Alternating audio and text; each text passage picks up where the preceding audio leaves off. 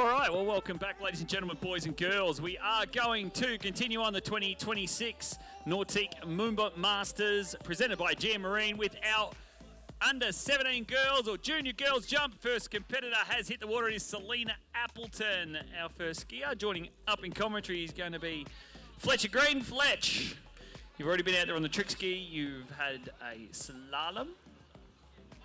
No, did you slalom? Yeah, I've had a... And you're about ready to tackle the jump event. Yes, yeah, we're doing 3 events today, so yeah, looking forward to it.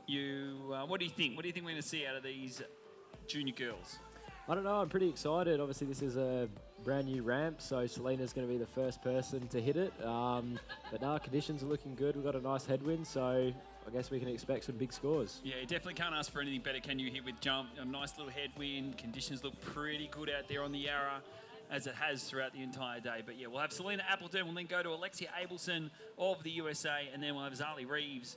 I know Selena jumped a new personal best only 2 weeks ago up at her home site in Helidon, up there about an hour and 20 minutes out of Brisbane. She did jump 33.1 metres. I know that because I was spotting for it. So let's see how she goes today. She's got Scotty Reeves down there on the dock. He is going to be coaching. But yeah, first skier over our Max, our big Max, our GM Marine jump ramp out there has been named Max by Darren Robertson. And brand new, never one's been over. We saw it getting waxed earlier, and she is ready to go. But first skier, Fletch, Selena Appleton, bring us home jump number 1. Alrighty, Selena Appleton pulls out nice and wide on that 500-foot buoy. She's now going to be coming in across the second wake. Oh, and just goes out the back. Selena Appleton gonna have to get the rescue crew over there. She looked a little bit late on that one. Very uncharacteristic from Selena, but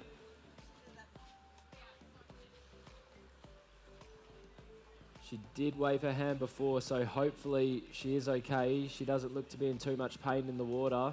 She's swimming to grab her skis, so... But no, very uncharacteristic. Yeah, she did look, she had a lot of speed into the base of the ramp. Then we just went back onto the replay, and this may not have been able to hold on to the speed. I know the ramp is freshly waxed. But yeah, just on the back of her heels, those big jump skis come flying up in front of you pretty quickly, isn't it, how quick you're on the ramp. But yeah, Selena, she'll be okay. Give her a round of applause, Melbourne. Selena Appleton. We'll get her skis back on.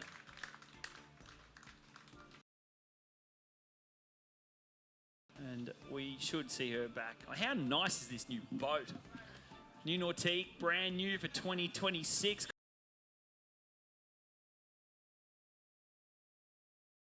How did you feel behind it? Yeah, I really liked it. This was the first time I've been behind the new, the shaped hull.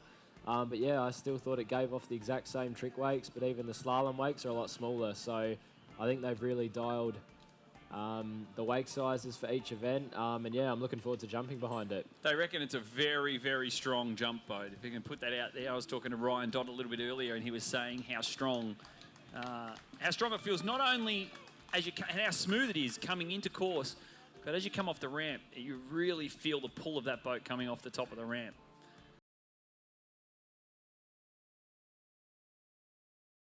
More soap in those Wiley bindings, and we'll get her back. Jump. It is all about distance. There's no style points. It's just about how far you can launch yourself off that GM Marine jump ramp.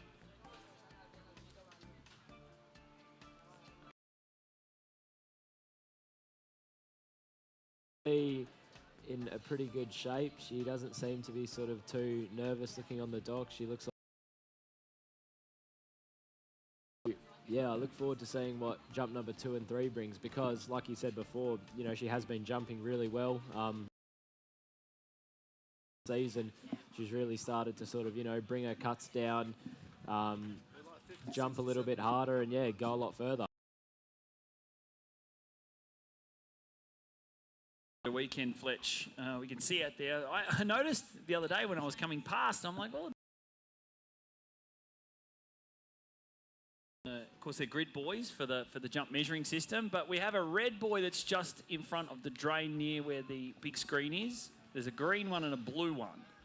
You're going to take a stab at what you reckon those are? I'm going to say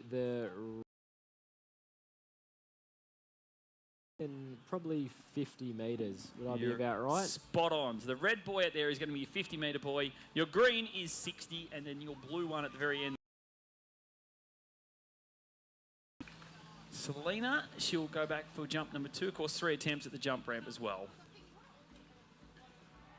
You know where it's going to be a great spot, Fletch, I reckon, over the next few days, especially watching jump, is from that new dock on the other side, or the new ramp on the far side. Get out there, watch the skiers coming in, make the turn towards the ramp, watching them from behind, jump off the ramp. Yeah, we saw a fair few people today, especially in the slalom event for the later seeds. That bridge was pretty packed. But yeah, it's also sort of reminding, and it's sort of giving that vibe. So hopefully, you know, over the weekend.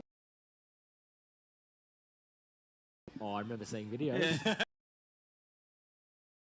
Used to be good over the other side. You used to get the jumpers coming straight at you and cutting in, and you just see them launch right in front of you. Highlight back in the day, but we're making things work on this side. So Selena Appleton will come back for jump number 2.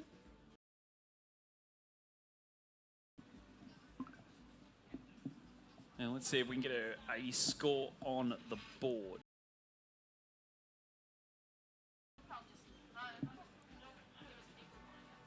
Boat speed for our junior girls will be a max speed of 51 k's. We are jumping off a 5-foot ramp or a 1.5 metre ramp height. We will see that jump up as we move through into the boys and in the under 21 divisions as well. So Selena Appleton here, jump number 2 now, edging on that right ski into the base. Lot more safer looking approach.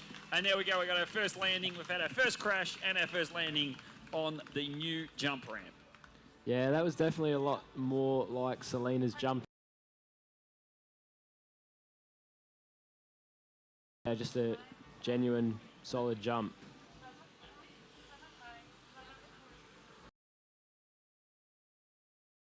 Steve's giving her some pointers down there. Most of our jumpers will have someone spotting for them as skiers call it.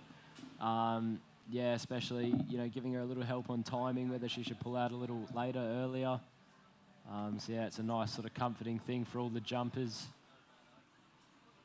You'll see Scotty, he'll be around most of the weekend, helping out a lot of our junior skiers. Who have you got spotting for you? Got Dad spotting for you? Yeah, I'll have Mum and Dad spotting for me. They'll be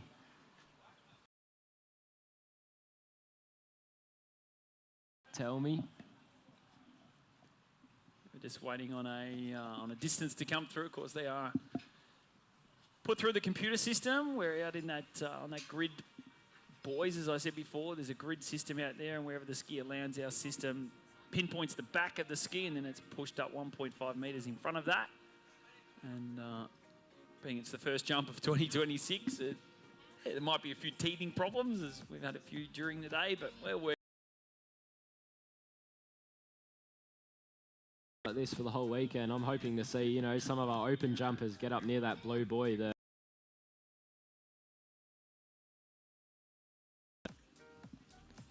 All right, so just hearing from our Chief Judge, Jeff Smith, that it might take a couple of minutes just to get this distance through. It doesn't usually take this long, but we're going to get Selena to take her skis off down the end and just hold her before we bring her back for her 3rd jump. Now, just to make sure that if you are a junior boys, we are going into, so straight after junior girls under juniors, we are going to go straight into the junior boys. So we've seen girls, girls, boys, boys for the other divisions. So we're going junior girls, junior boys, then under 21 girls, then under 21 boys. Yeah, just looking down the under 17 boys list, we've got a pretty massive lineup, especially with our last 2 with scores well over 50 metres. Still skiers, and yeah.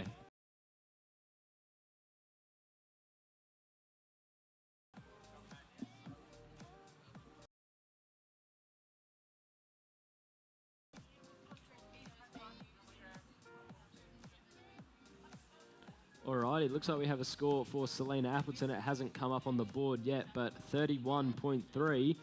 So,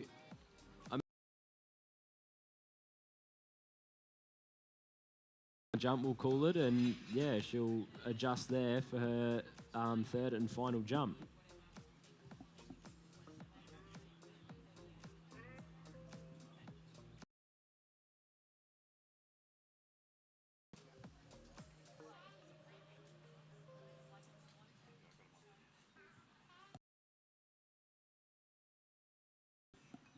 Yes, as I said, personal best of... Get those skis back on and bring her in. How good is it coming here, though, Fletch? Come to Melbourne. It's a busy weekend with Formula One, as Glenn's been saying all morning. We've got the AFL round 1 starting this week. We're going to have Collingwood St Kilda over at the MCG. You can just see the top of the lights there. The MOOMBA Festival. Yeah, it is pretty awesome. I always say this is probably the best event for people who don't necessarily ski, but just like to watch it a little bit, because there's so much other stuff that you can do. But anyway, we have Selena Appleton coming back in jump number 3. It looks like she's brought it down. She's driving hard off the second wake, and just got another round tomorrow. She had a good second jump score. But yeah, sort of prioritising a bit of safety there, and that's what we like to see from our skiers, that they come back to the dock.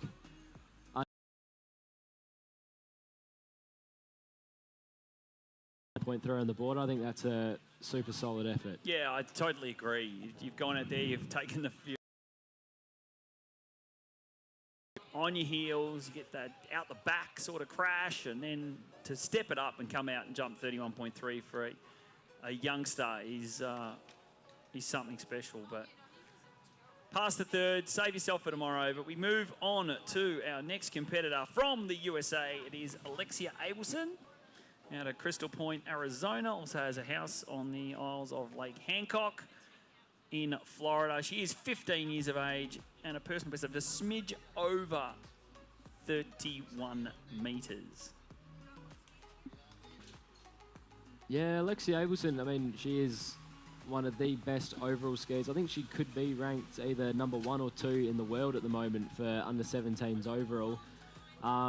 She is the best tricker at the moment in the world, and she's right up there in slalom as well. And her jump, especially in the last 2 seasons, is just sort of starting to ramp up a lot.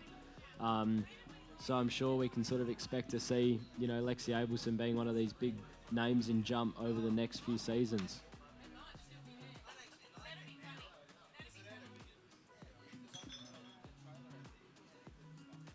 The personal best of 109 feet, which works out to be 33.2 metres.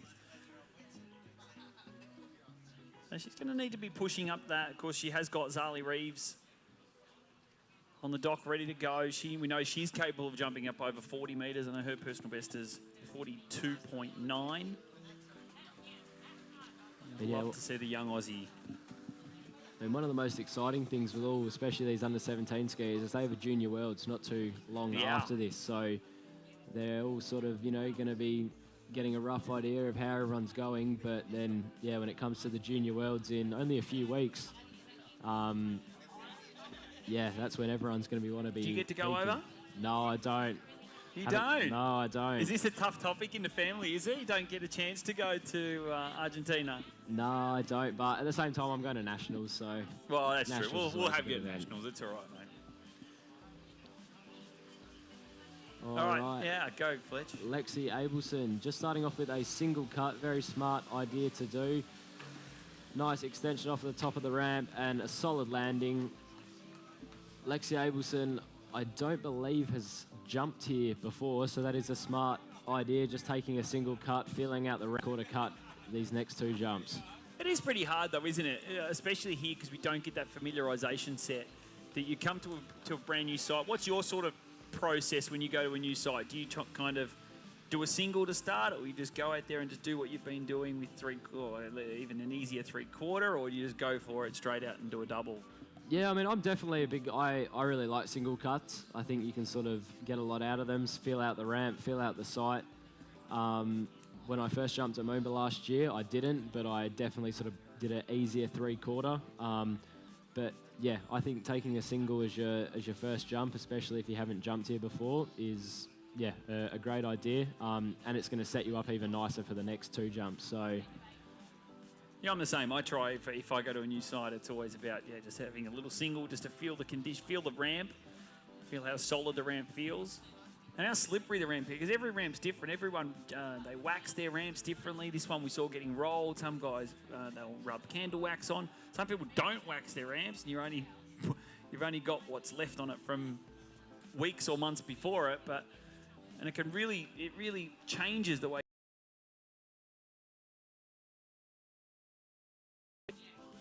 And it's also a sort of a confidence thing, like a single cut, you're going to sort of, you felt out everything, you're nice and on time, you're not going to be sort of scaring yourself like, oh, I'm a little early, a little late.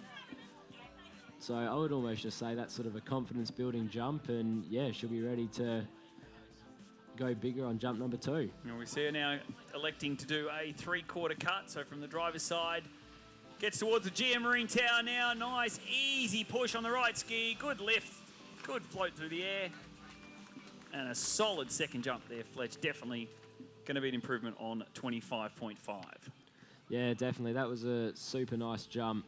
Just looking at the replay, she was nice and wide. Going past that GM Marine Tower. Nice slow turn, just pointing her skis at the ramp. Nothing too crazy, but yeah, that kick off the top of the ramp. And I know she does a lot of gymnastics in the off-season, and I'm sure gymnastics is going to help that lift, that kick off the ramp. So, but no, she looks super solid out there. So I reckon jump number 3, I reckon she should bring it down. Distances come through of 30.2. So Selena Appleton still holding on to top spot with that 31.3, but she's took those tips from Dad Richard down there. We'll make those adjustments, and we'll see if she can improve on this 3rd and final attempt before we move on to our top seed, Zali Reeves from Queensland.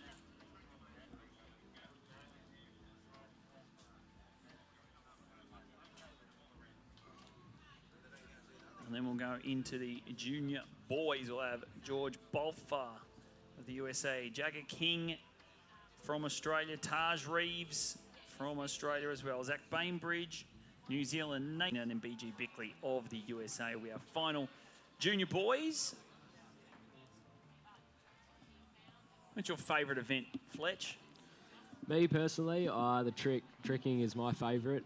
I'm a bit biased towards tricking. I think it sort of takes definitely the most time. And yeah, so from a young age, I've been doing a lot of tricking, but yeah, tricking by far is definitely my favourite. There you go.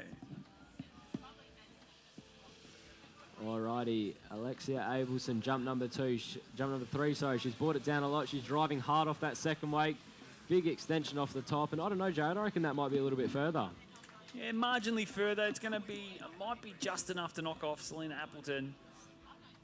As I said, 2 scores added together. It means the girls are really going to have who is going to be on. I think Zali is the clear favourite in this event, being that she can jump well in excess of 40 metres. But who's going to end up in that silver medal spot?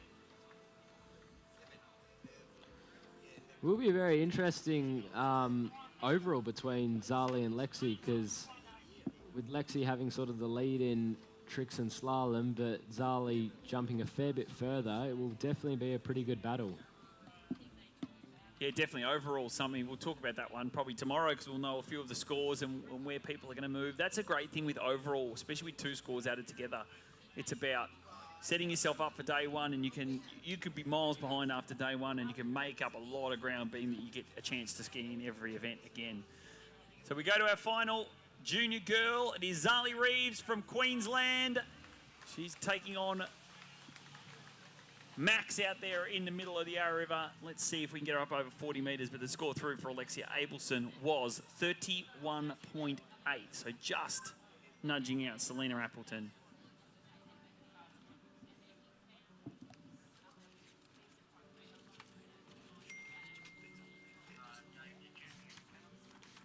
Yeah, so Zali Reeves on the water. training out of Marshall's Ski Lake. She's got a personal best of 42.9. I believe I might have actually been there for that. I believe that could have been at the Under-21 Worlds in Canada, where she jumped awesome. I believe she got 4th place there.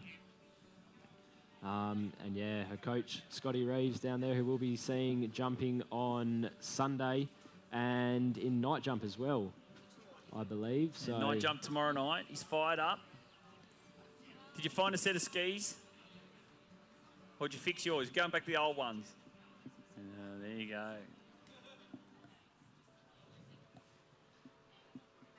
Brand new jump skis. Second set in, second or third set in. No good, Scotty. All right, here we go. Zali Reeves, jump 1. Has a score of 31.8 to knock out Alexia Abelson. Can she do it on jump 1? Let's see where the preparation.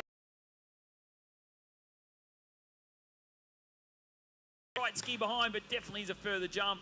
She knows she's left a lot there still to go there. Body crush, but you know, in terms of her, but I feel like now she's had one jump to sort of fill the side. Going to be able to pull one of these next ones off.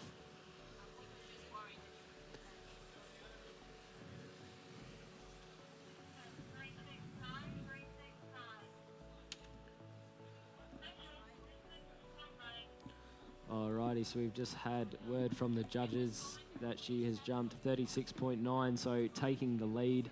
But if she wants to sort of get a big lead in overall on Alexia Abelson, she's going to need to jump up near her best over that 40-metre mark. I definitely know she can do it. I was training with her in January at the Aussie Junior School. And yeah, she was jumping at her best then.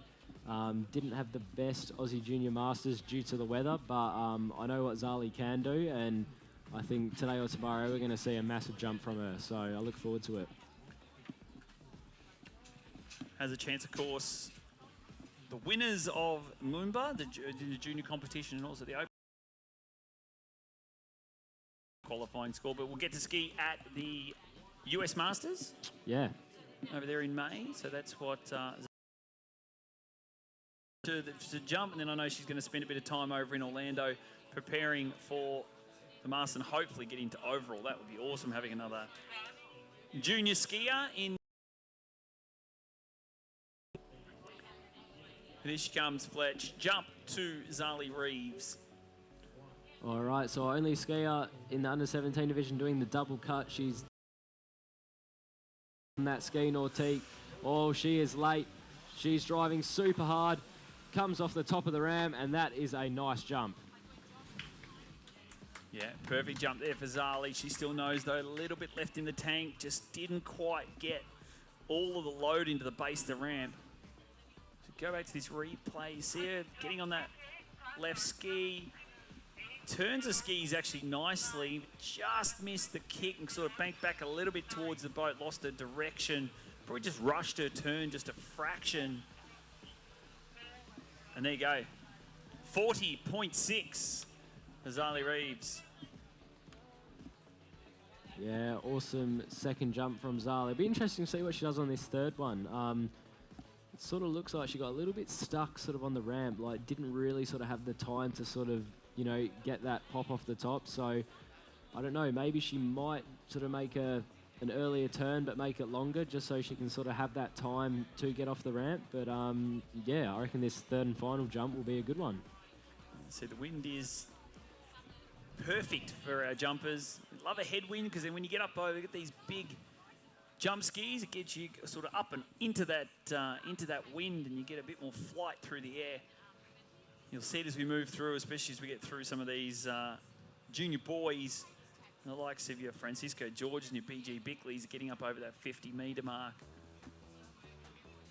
Definitely will see the flight through the air, don't you? Don't you love feeling a nice headwind, Fletch? Yeah, it is nice. Unfortunately at home though, we don't actually get too many headwinds. It's either sort of no wind or a slight sort of taily wind. But no, whenever I get the opportunity to jump in a headwind, I definitely try and make the most of it because it is the nicest conditions to jump in. But we have Zali jump number 3. Yeah, here she comes, as I said, doing that double cut spray. It's a 600-foot buoy. Towards the GM Marine Tower, looking to turn, gets the skis around, powering good, load into the base. Good kick. It is going to be further, only marginally. May have just pushed 41. But still, solid performance. Out-jumped the girls by a little over 10 metres. Cements herself in a position to take out the title tomorrow.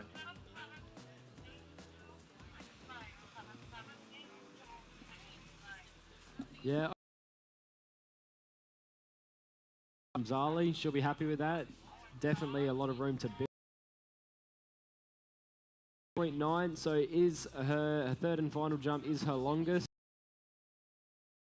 You know, she should be in her head going right now. I've had 3 consistent jumps, and tomorrow just, yeah, to build on that. So all you need to do is just keep building.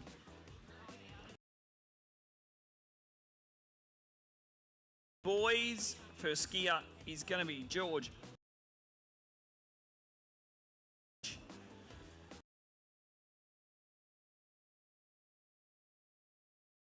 And has a personal best of 44.1 metres. See if we can get him up over that here this afternoon. Let's make him welcome Melbourne. First skier in the junior boys, George Bolfer. Yeah, so in terms of seeding, George Bolfer is first off the dot, but he is the only skier in this division jumping at the 5-foot ramp height. All the rest of our skiers will be jumping at 5.5 foot. So his best of 44.1 would sort of usually put him in the middle of that pack, but he is going out first today because of the ramp height. Very common thing at nearly every tournament over the world, that's how it works.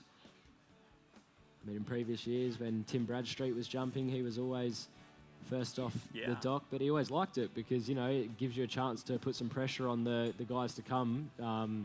Yeah, giving them a score to chase. So you get it there and set a score, and everyone else has to then go chase after it. Exactly. And also, we don't want to be putting the ramp up and down, and makes it easier when you can just leave the ramp where our course crew do enough work. They don't need to be putting the ramp up and down. So we'll have George coming through. We'll have Jagger King, Taj Reed, Bainbridge. Joining us on the webcast, welcome. This is the 2026 Nautique MOOMBA Masters, our Junior MOOMBA Masters, presented by GM Marine. And George is going to do the same thing, going to elect to do a single cut here, Fletch. Yeah, again, nice smart move.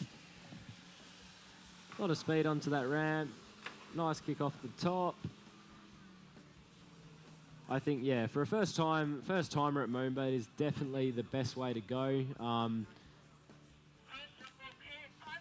I would say in that single cut, probably the main thing the skiers will be sort of feeling out will be how the ramp feels, as we were talking about before. All the ramps, although they're the same height and width, they all will feel slightly different. I saw the course crew rolling some wax on it before to get it nice and slippery for our jumpers to come. But yeah, looking forward to see what George Bolfer has for his second and third jump. You heard the distance there was 24.6. So just a nice settling jump. You also want to feel the conditions in the air too, because sometimes what you see on the river or the water or the lake, wherever you ski, compared to what it feels like in the air, it can be two totally different things. Sometimes you feel like it could be a little bit gusty in the air. That's why a nice constant headwind is what we want. Yeah, exactly. Like I think my biggest giveaway for the gusts is you should just have a look at the Nautique flags around. Like some of the flags up the course. It is a good idea to, feel out, especially what the sort of gusts in the air are doing. They do come as quite a surprise. So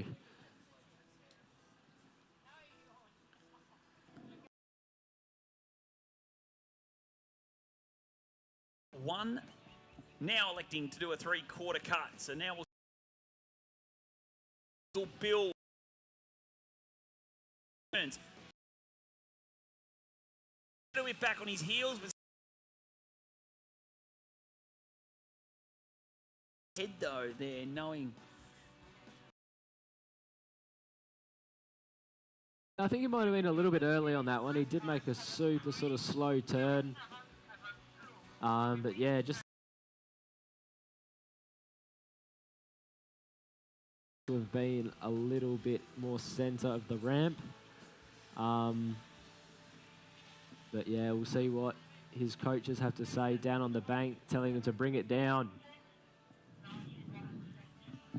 Always love when a coach says to bring it down. It, you know, gets a little bit exciting. Good to see some of our water ski fans making their way down here so early, watching the juniors. Banks will be packed as we go through the weekend. I'm predicting Sunday night. Sunday night for like the afternoon into the evening is going to be absolutely jam-packed. If you're not here by midday getting a spot on the banks, you're not going to be seeing any blade of grass because it is going to be absolutely medlem down here.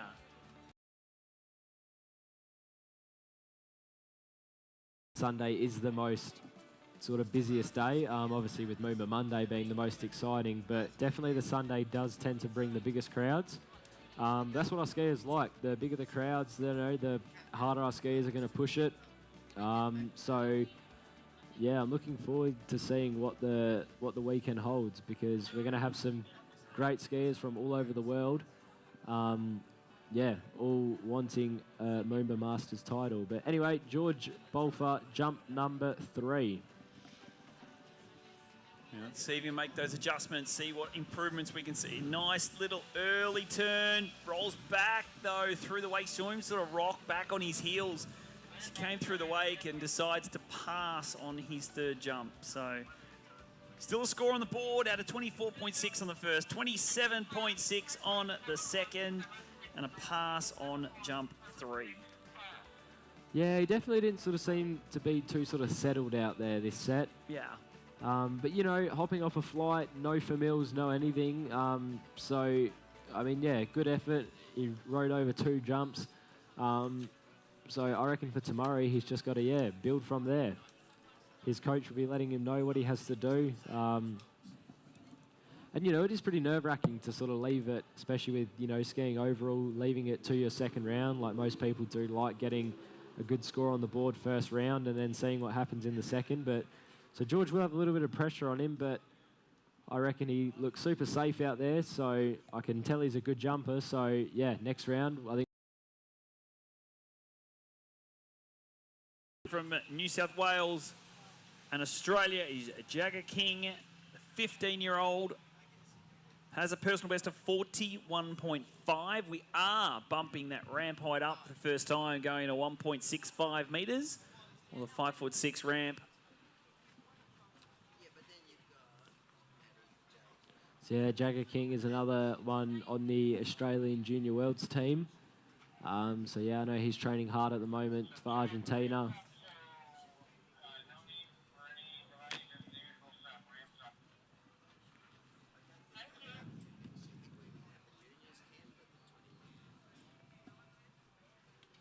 I know he's going to have Ryan Green spotting for him down just past that GM Marine Tower.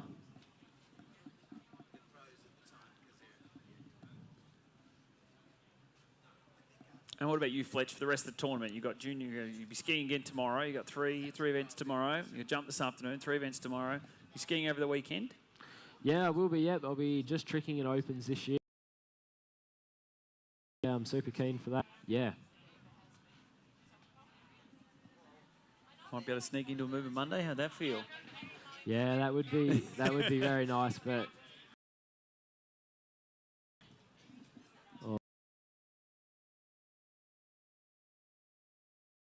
quarter cut, nice and wide on that ski Norteek. Super nice turn. He's got that right ski around. He's driving hard, slightly on his heels, but overall, good opening jump for Jagger. This is his first time jumping at MOOMBA, so he should be pretty happy with that. Yeah, gets himself up, gets a score on the board, but as I said, Ryan's just running down there to make sure that he can get in the spot to show him what he needs to do and make the changes, but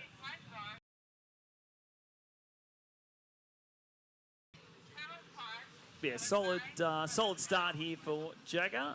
We'll make those changes.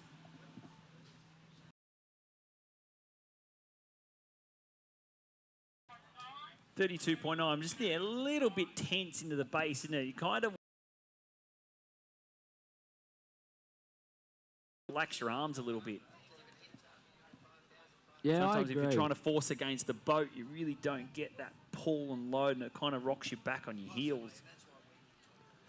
Yeah, I know a lot of jumpers do tend to say that the biggest jumps they've had haven't been the jumps where they've been trying to jump their biggest. So jumping, it's sort of, you know, as much adrenaline as there is, it's a very sort of relaxing sport. You do need to be super relaxed everywhere because, yeah, when you do start to become tense, that's when sort of the thing... Yeah, I reckon Ryan will be telling Jagger just to relax a little bit.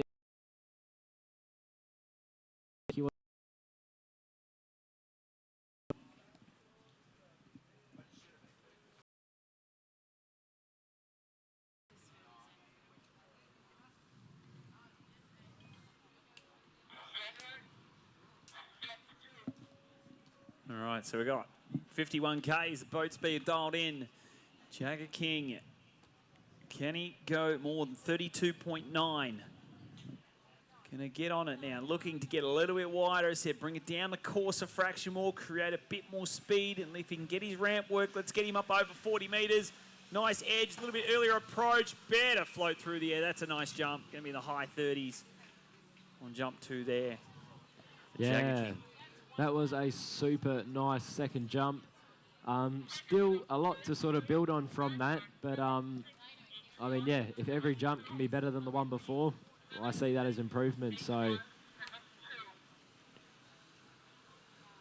looking forward to seeing what he has for jump number 3. Still slightly sort of back on his heels. Those tips of those long jump skis did come up near his face.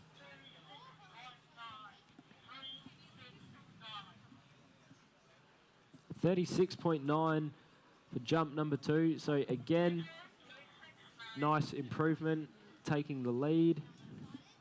But yeah, I think he'll be one. Well, he'll want to be pushing close to that 40-metre mark, because of course you've got some big names coming up. You know that those top seeds, your Francisco, 50+ metres, well into the 50s.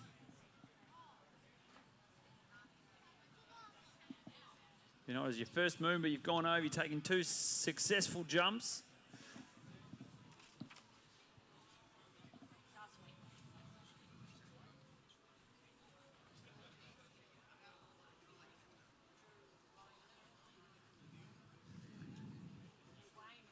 What's your plan for jump later? It's going to go straight into little 3/4 start off? Yeah, I reckon I will. I reckon I'll sort of take a pretty sort of easy 3/4 approach. If that goes to plan, then I'll sort of just build from there. But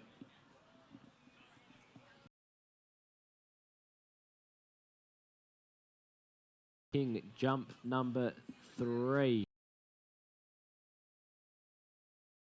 It definitely looks like he's wider on that ski nautique.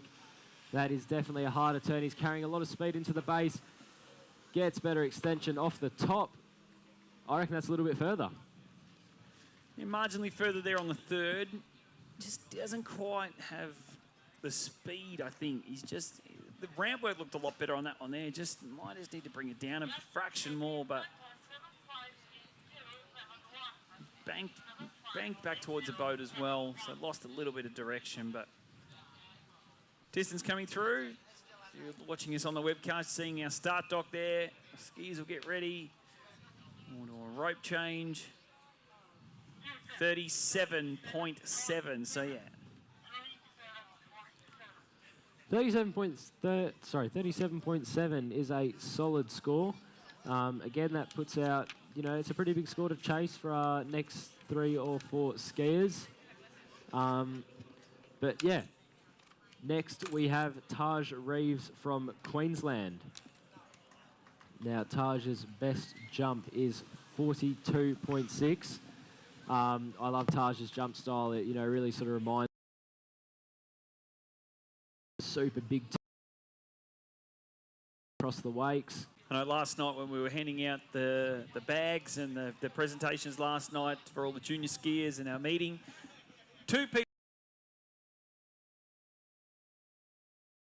12 months since last time I saw you. And the other one was Taj. It feels like he's gone from a little boy he was last year to an actual man this year. And he still is only 14. Yeah, no, he's definitely gotten a lot bigger. I remember seeing him in January, and I was watching him slalom before I'd actually stood next to him, and he put out an and then anyway, I was like, wow, that's awesome. And then I saw when he came in, 6 foot tall now, so... He doesn't. I'm pretty sure he's still in under 14s.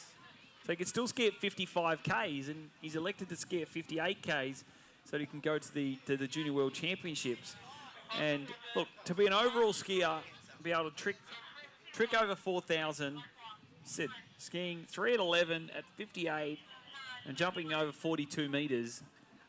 It's a solid overall score for 14 years old. Yeah, definitely. Here we have Taj. Massive turn from Taj. He drives hard on, just passes up on that first jump. Looks like just off that second wake, he was slightly on his heels. That left ski was a little bit high. But, he's used that first jump. He's sort of got his timing locked in now. So, yeah, Coach Scotty just saying, to swing those skis around a little bit more. He might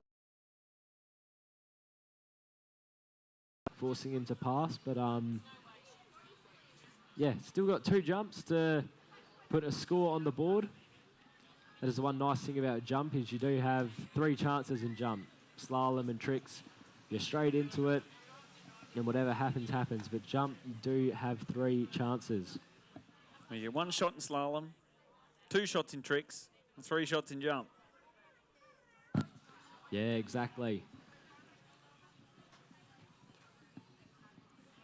Of course, the MOOMBA Festival kicking off soon, thanks to the City of Melbourne. Should be starting around about, I think, 4 o'clock is the official start time of the MOOMBA Festival for 2026.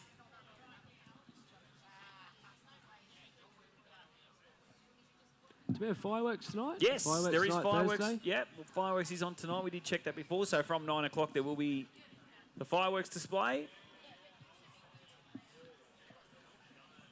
Not that I've actually done it, but just speaking to people who have, but night jumping while fireworks are going off, I'm pretty sure it's the only place in the world where that would happen. But yeah, I couldn't even imagine that experience, having fireworks going off left, right and centre, while also trying to hit a ramp in the dark. So that is a super exciting event, and yeah, anyone should hang around for it because it is an awesome night. Of course, we'll have junior night jump tonight. Thinking that he's going to be somewhere along the lines of our top junior skiers, so we'll have... We'll go through that in a sec, but here he comes. Taji Reeves edging, got a lot of load, a lot of speed, good lift, good kick. That is a nice jump. I reckon he has just jumped himself close to 40... I reckon it's going to be close to 42, 43 metres. Maybe even a new PB here for Taji Reeves. Yeah, definitely. That was a super nice jump. I wasn't really ready for it, but yeah, that was a massive... Give him a round of applause, Melbourne. Taji Reeves. Jump distance coming through.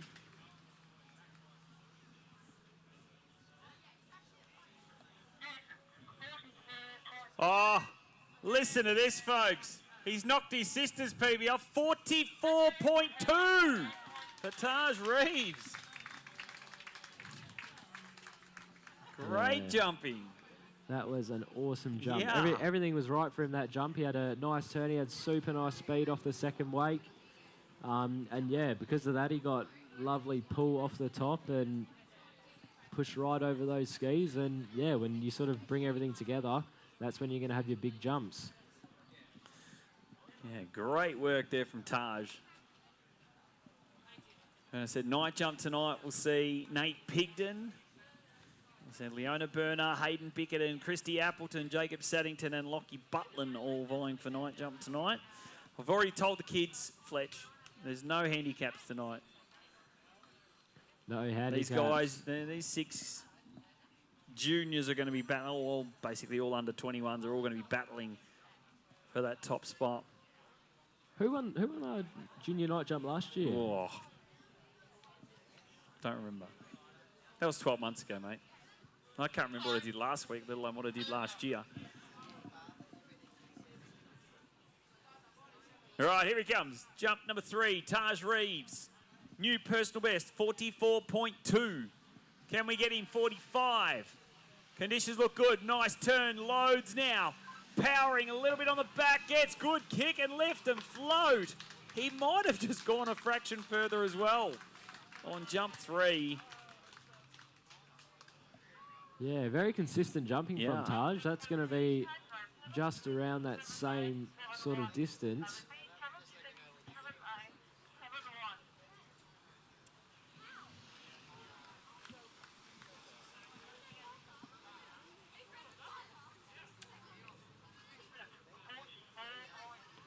.7, back-to-back PBs for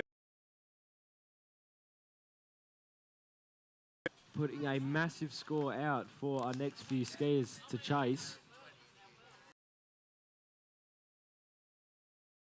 I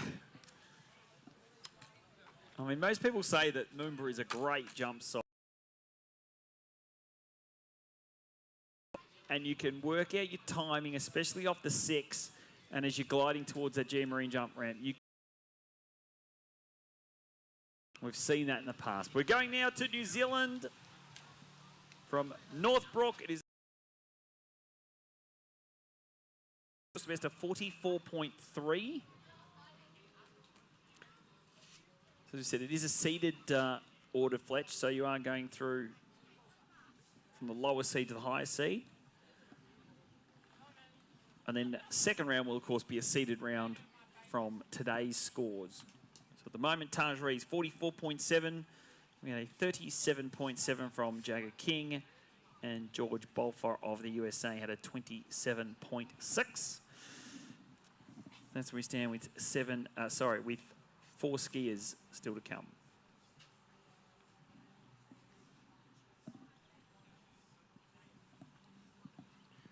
Yeah, so Zach Bainbridge skis out of Northbrook in New Zealand. He's got a jump personal best of 44.3. He's another. He'll be right up there in overall for this Junior Worlds coming up. He's got sort of solid scores halfway through, sort of 4,000 points in tricks, few at 11, and yeah, jumping sort of mid-40s. Yeah, super sort of solid skiing.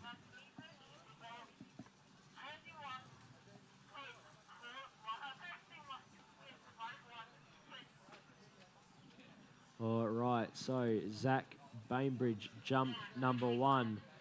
He's made a few appearances at MOOMBA over the last few years. Let's see what he can do. Jump number 1. It's a wide turn, super nice load into the bottom of the ramp, and that's a solid opening jump for Zach Bainbridge. It's going to be pushing the mid to high 30s. Maybe the high 30s, 38, 39. Around that sort of mark. But yeah, looked nice, didn't he? Nice and controlled. Longest opening jump, one of the longest opening jumps that we've seen. So you can only then start to build on that. The boat looks good. Conditions are good as we move through not only these juniors. Oh, there you go. It's further than what I thought it was, 40.1. Yeah, so that is definitely our furthest opening jump. He looks super comfortable out there. It was, you know, MOOMBA does sort of sometimes can be a rolly site, but he looks super sort of solid on his skis, strong. So one thing you focus on when you're coming into the course, you sort of you straighten up. Not so much here, but even at home, you straighten up in the course. What's a couple of the key things that you think about when you're heading in before you get to sort of the 600 foot buoy? Probably my biggest thing is just sort of feeling balanced on both feet. Like you sort of want to, you know, be sort of standing, not so much flat-footed, just sort of on the balls of your feet, but I really like to sort of, you know, feel my feet in my boots. And yeah, I know that's the same for a lot of jumpers, just because, you know, if you can sort of start off your preparation for the jump, how you sort of want to end it, I feel like you're already sort of halfway there. So, yeah, you will sort of see a lot of our skiers sort of doing their own little rituals before coming into course.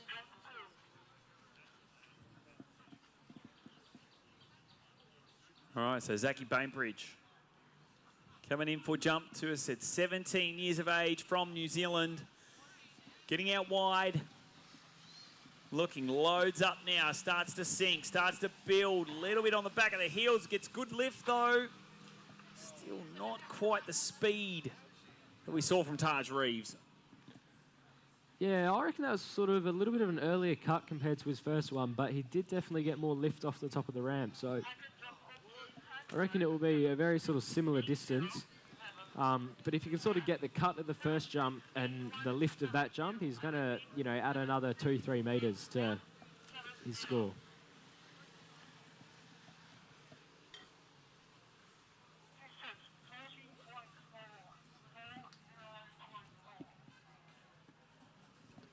.4.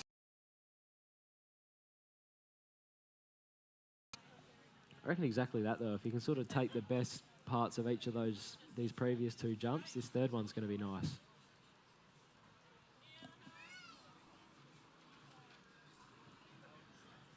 I hate to say it, every single skier has had their longest jump on their final. Yeah. Let's see if we can keep that improvement going. It is exactly what you've said, Fletch. It's all about getting the first one under your belt and then sort of building on each jump. You may not have a great second jump, but yeah, building on each and every jump to get further and further. I guess the ideal scenario, isn't it? Go out there and jump good, feel the conditions, get out there on the second one, make those adjustments, and then really leave it all out there on the third and final. But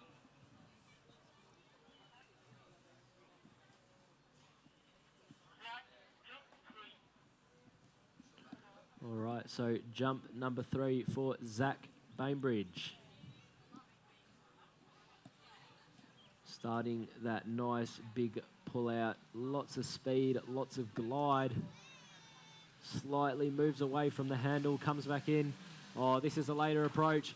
Lovely kick off the top, and I reckon that's going to be further again. I don't think it's enough to knock off Taj Reeves at the moment, but will be 3 solid jumps all over 40 metres, which is what you want.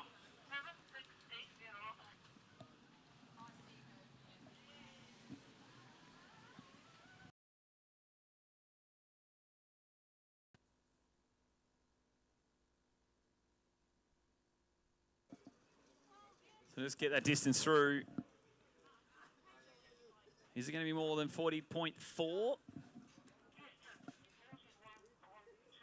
41.2 on jump number 3.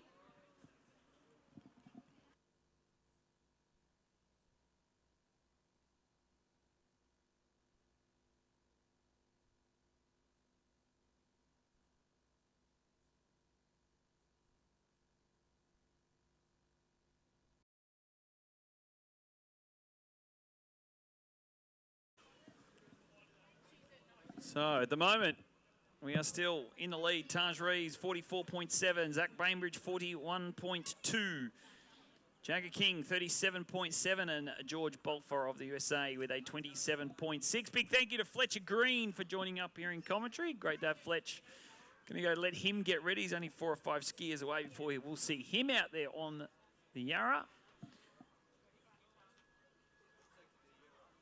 As we look through these. Nate Pigden, our next skier, taken to the water.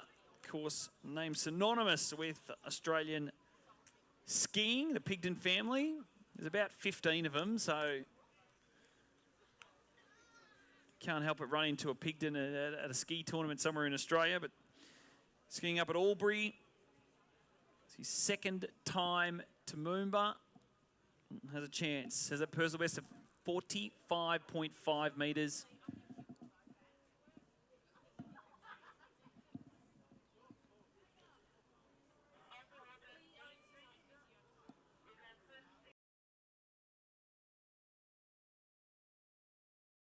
Speed's not changing. 51 Ks. We are still on the 1.65, the 5'6" ramp. Nate Pigden. Seeing everyone else jumping up pretty well. He's going to want to put a big score on the board here. Nate, as he's powering in, oh, a little bit shaky off the top of the ramp, but manages to get those skis under control and lands shake of the head. And we'll get a score on jump number 1. But joining up here in commentary as we had before, not George Clooney. Jim, you're back. Feel a bit more comfortable, I reckon, when you come up here and you get to announce a bit of jumping with us. Yeah, exactly. Yeah, it's starting off in a big way here. That Taj Reeves, that's a big. Yeah. It's awesome. It's just the first round. You know what I mean? These kids are getting pretty aggressive right out of the gate. And some of the newer ones, like, get over the ramp a couple times. It's not, it's not anything they haven't done before already. Yeah, exactly. And I think also, this is the first MOOMBA I'm going. And girls go out and do a few singles just to feel the ramp out. He's smart. Do you think it's smart going out? Yeah, like whatever event it is, it's all about confidence.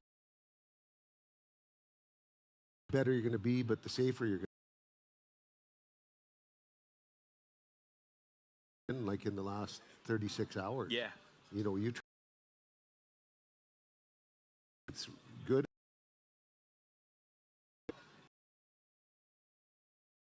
Keep, the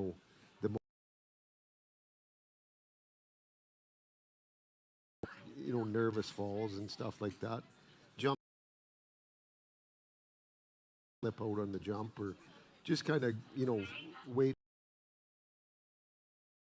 Kind of lucky. Slalom, you get 1 shot. Tricks, you get 2 shots. And jump, at least you get 3 goes. But hello, Heather. Good to see you. A lot of times move out the way, need 3 please, so we can goes. see what we're doing. Here he comes. Pretty late cut. Oh, yeah. He waited for the rope a lot better that time, and a little nervous on the first one. Normal stuff, but Were you the era when you had to ski against Murray? yeah.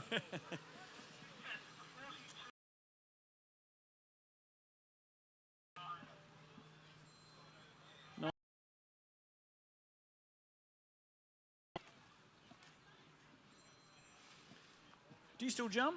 No, it's been Ever? years. No? Too many knees and 2 metal hips and everything else. So I'm just a good fan now. Yeah. Does it, when you get good conditions and you're seeing your young bloke Samson, we'll see him out here in the under 21 shortly, but does it make you want to have another? Oh, for sure. Oh, it does, yeah. Yeah. So the used to ski with, we all say the same thing. It's like, just if the body didn't age, because when you look at a nice site like this, like, what could be better?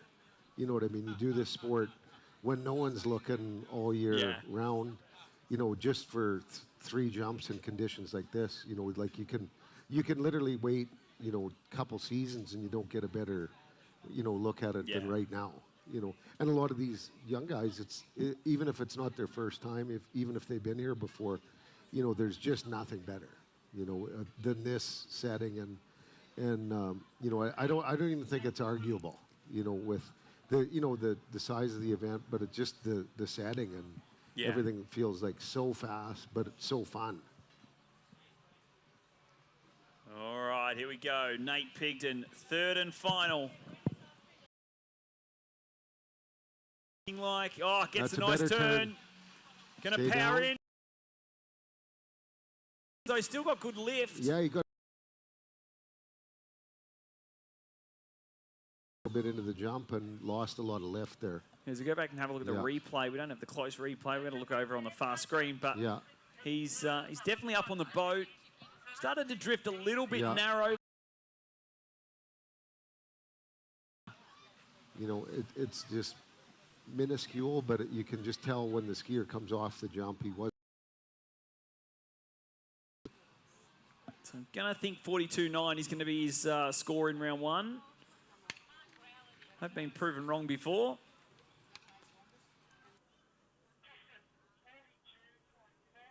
Yeah, 42.4. Yeah, same type of jump. A lot more left in him, though. Yeah, definitely. He can change very little and go 3 meters further tomorrow easily. What's it like, though, for you? You've seen jumping here at MOOMBA. When I know you said before, when was the last time you were here at MOOMBA? Would have been 98, and that would have been was just the first couple years of when we went. You know, it was always sort of the best jump site, but then it was like all of a sudden, you know, 96, 97, like there was huge jumps here. Then, and you know, I think at the, you know, the bigger skis, this is one of the sites you could see the most advantage just because it's more stability. Where, you know, on the shorter skis, you could feel every bump a lot easier. Yeah. You know, and then, you know, and then obviously the field was deep and there was a lot of money and it was kind of bring it on, you know. And so it brought out the best in everybody, like not just one or two people, like the whole field. Yeah. Yeah. And it's the same today. I just feel like the juniors nowadays are so... I don't know whether it's the equipment or the coaching that they're doing. They feel like they're leaps and bounds ahead of where we were. Yeah. Yeah, and I mean, it's not just the top end, your Charlie Rosses, but if you just look a tier down, like that field's so deep, whether it's slalom, you know, 5 or 6 weeks, you know, I don't think the sport's any healthier anywhere in the world than it is here. Yeah. And New Zealand as well. Like, I mean, the Aussie Kiwi, huge field, you know, a lot of... It's kind of, they didn't quite make the cut for under 17. 21s, you know, we were skiing with Tiger. Now out there just waiting, you know. Yeah. I feel like Australia at the moment, we've got a good depth of junior athletes that are coming through. Yeah. And really, really good, even individual athletes, but also overall. But Francisco Georges of Argentina, next skier on the water. First attempt, we know he's capable of 50 metres, and he's just launched himself. Yeah. Our first jump over 50 metres there. What a setup there. Yeah, no, that was good. Fran's a good jumper, good overall skier. And yeah, I've seen him kind of develop the last couple years, and I think, I don't know when he arrived, but, you know, he's just finding himself here himself, and, you know, he'll probably bring it down on the next couple and see where he can get up to. Yeah, definitely. I saw that Tobias was floating around before too, and he'll be giving him some coaching. 2.1 metres, just launches himself. First jumper over 50 metres here. Red buoy in front of the drain, or just before the 70 metres. We go through the weekend. What was your personal best? I think it was, in feet, it was 217, and I think it's like 66 or something.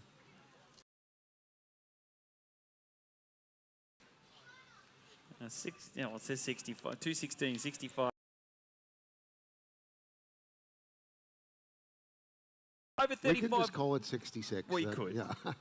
Look, over 35 world. Well, I can't because I'm the social director for that event. Oh. So, yeah, I'm busy. So does that mean if and all my gear's in the Hall of Fame in Saskatchewan. So, I just all I hear is excuses. Otherwise I would, yeah.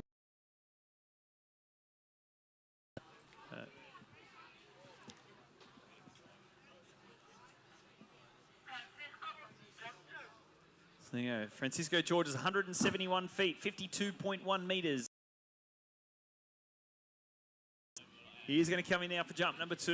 And you hear the roar of that 6.2 litre GM Marine engine. Going to launch his way through to the wakes. He's off. Oh, that's good. a big one. Yeah. Like I said, he's just getting going on that first one. That was a lot further.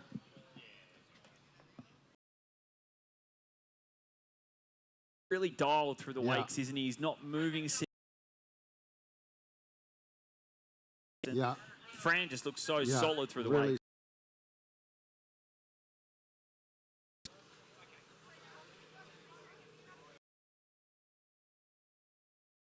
Still waiting for the score. Oh. 52-9. I thought it was further than that, but what do I know? I better concentrate. It's funny though, sometimes from here you'll see a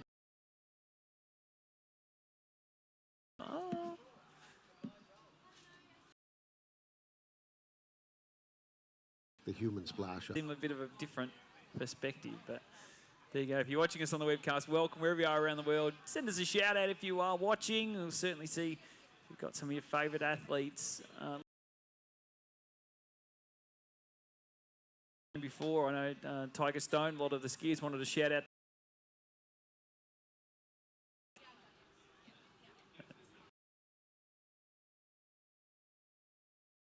Coast of Australia, you started up with the Appletons, or did you start further up? Yeah. It was a week with the Appletons and a couple weeks at Stoney's, and you just couldn't ask for better treatment and more fun too. Like it was just. Yeah, I know exactly. I'm not that interested in leaving. Yeah. So maybe we could just come here, just move to Australia. Yeah, sounds good. I hope my wife's listening over there.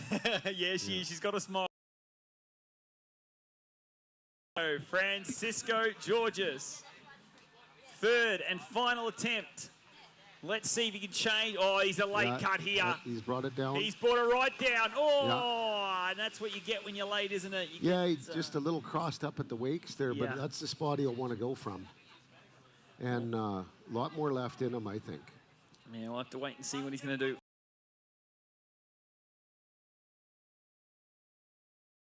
And top boat speed for these guys, 51. 51. You know, so it's, it's 52 meters or just about 53.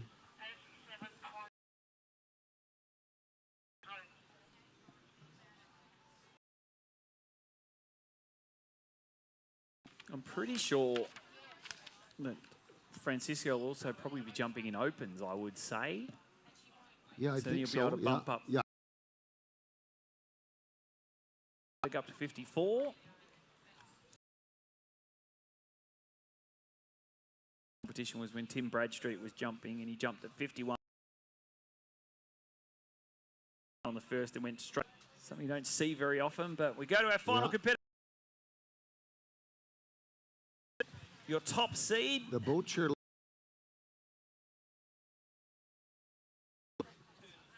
Good to see you. I think it's. So, yeah. I mean, when they announced that the new boat, well, it was probably one of the not the best kept secret in the world. Murmurs about a new boat coming out. Finally got released last year at the Masters over in Callaway Gardens. I remember I was actually at the factory. The two coming off the production line. And tell us they were going to get announced, but then we've... What's that? Did you break the story or? Well, no, I didn't break the story. Yeah. We had to keep that one under. And from all accounts, we've seen scores already from tournaments towards the end of last season. It's the first year for the disabled worlds. Yeah, I was going to say the high end. I think this is its debut, right? No, I'm just saying into it. All right, so BG Bickley jump one here. Jim, looks like a good approach See what he can do through the wakes. Ooh, Yeah. back on the heels. Yeah, I think he was a little bit early. So, but he probably would have wanted to get over, feel the ramp. You know what I mean? He probably knew by the time he turned it wasn't going to be the best setup. But BG, a good competitor, doesn't leave anything out there. Best being up 55.8 at 51 Ks, has 2 at 54 Ks. I think it's a 60. No, handwriting. 60, even 60.2 at 54. Yeah. Pushing even further, but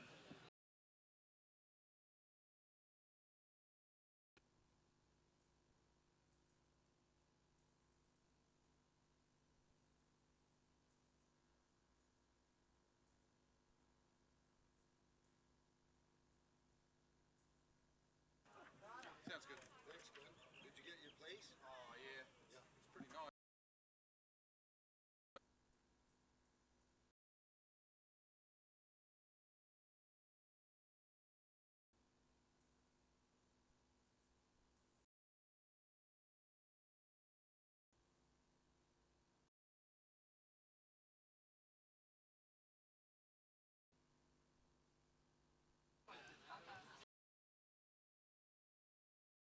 BG will be just getting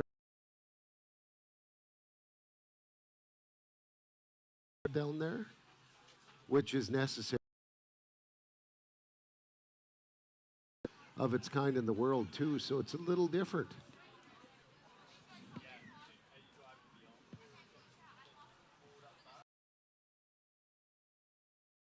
Yeah, good counter cut for BG. He'll be set up nice.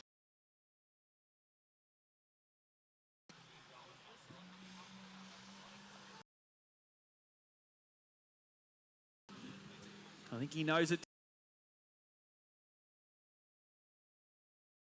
Yeah, as we look at this replay, he gets out, keeps it out, keeps that width, keeps nice speed into the turn. He sat down on his bum. Get where he wanted to be. Yeah, a little bit like that little bobble just at the second. So at the moment, who you would think would be the top going into round 2 is currently sitting towards the bottom of this field. 52.9. Francisco Georges is the top score at the moment. We have Taj Reeves with a 44.7. And then 9 is your top together here on this third and final jump. Just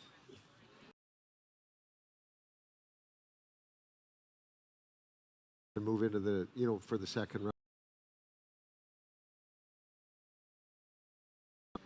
Rather than doing an elimination, a lot of guys have traveled a long way, like BG, like Fran. I think it's a great format, and I think it's fair, but it's going to test who's the best skier over 2 days. Oh, exactly, and as you said, especially for overall, it helps you if you don't quite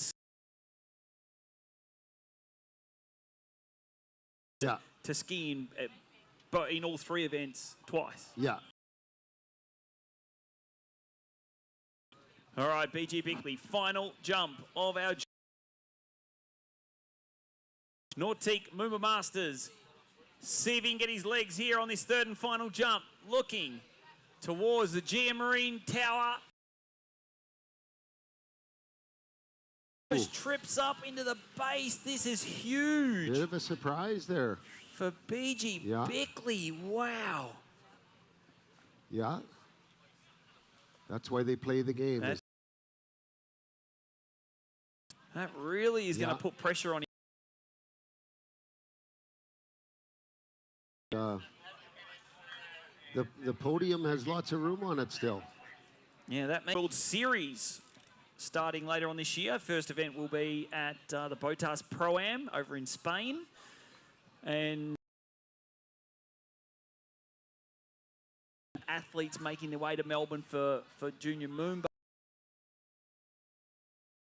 bit of a trial year with Yeah. under 21s, which has been really good.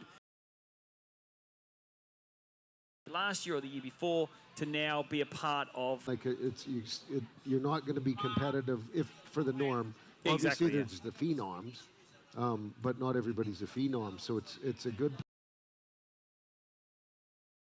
for the best events in the world that Yeah. you know they get a stage and their own sort of group. Yeah. We'll definitely talk about the World Series over the coming days and the announcements that'll come. Hotel room, and he's ready to get back. He loves jump. So Jim, I'll leave you. Under 21 women's and men's jump.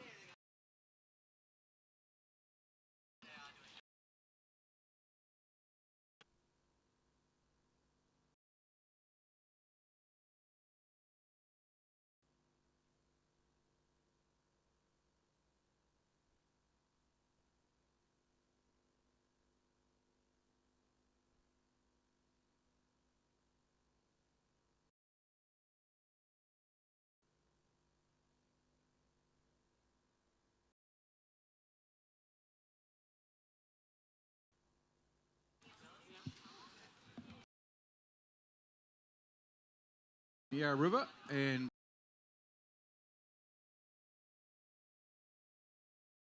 webcast, of course, of the MOOMBA Masters under 21 women's jump is underway. Just the two skiers in it. That's a tidy opening jump there for the Austrian Leona Berner. I wasn't quite ready for that. Gotta pay attention. Got to be impressed with the Austrian jumping program at the moment, Jim. They've been turning out some really good. Steiner as well, the men. Country, really. And I was going to say that's nothing new. Long time with some great jumpers and really healthy clubs over there. Always have had. Everybody pitches in. There's some.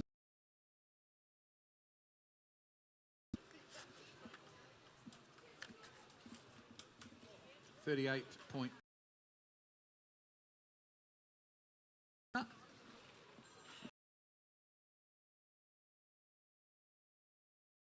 Bring back Probably, sorry, mate, you go. well, I think she.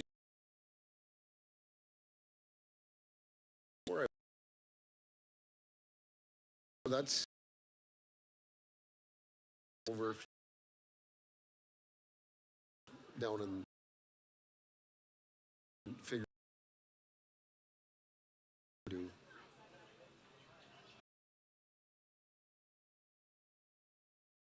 Here at MOOMBA must bring back some amazing. Yeah. Yeah.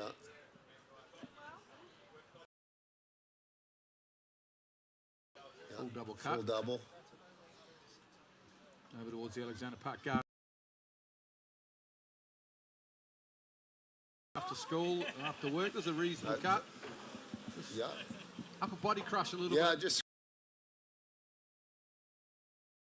And I think, but she was a good spot on the course. Just a bit.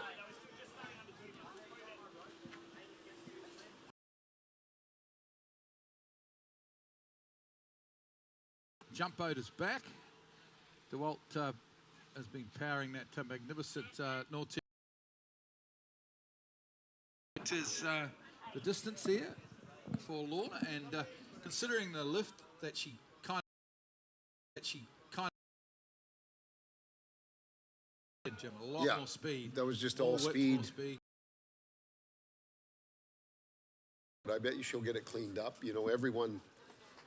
Every bit of experience out there just. But then you can really feel how fast and how fun it is out there, and you just kind of go with it. Let the boat feel fast. It's good.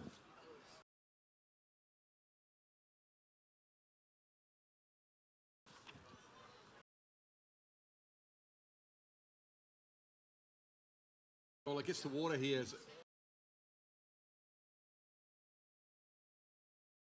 Doesn't it, under the Yeah, I skis? think so. Yeah. You know. Now. Yeah. Too bad, No, it looks good. Well, I think that 45-second break, you know. Not much wind to speak of, really. No, and what's there is a head breeze, which Yeah. is good, which is kind of Yeah. have that head breeze in the afternoon. Third and final now. Oh!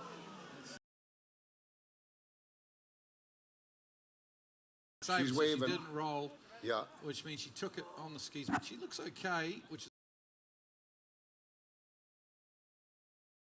take it back to the dock, but Her skis didn't even come off. no, it was one of those where she almost Stayed with it. kind of stood up a bit into the bottom of the ramp, I think. Yeah. Oh, Ooh. that's still a bad crash. Yeah. Still a bit of a nasty one, but look, as you say, Yeah. the skis didn't come off. Yeah.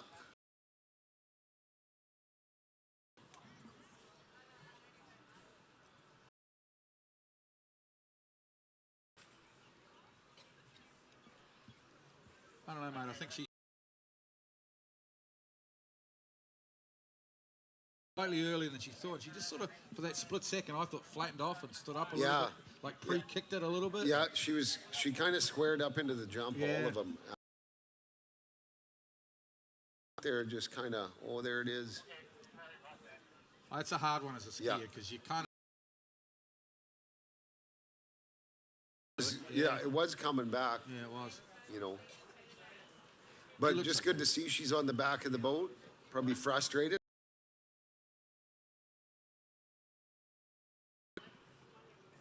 I'd say she'll be back out there tomorrow.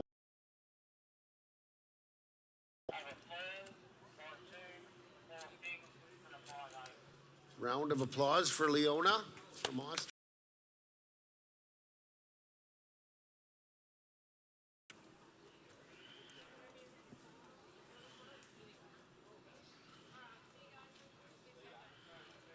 I'm not sure what her personal best is, but she finishes up with 40.8, which is. Oh, it's right there. 45. I'm sure she's jumping an open jump Yeah. later on the weekend. So Yeah. she's got tomorrow's under. Yeah.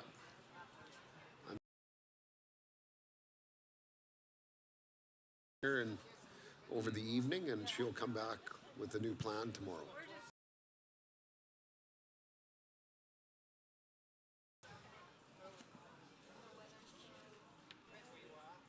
Yeah, well, Christy Appleton. 0.7. Yeah.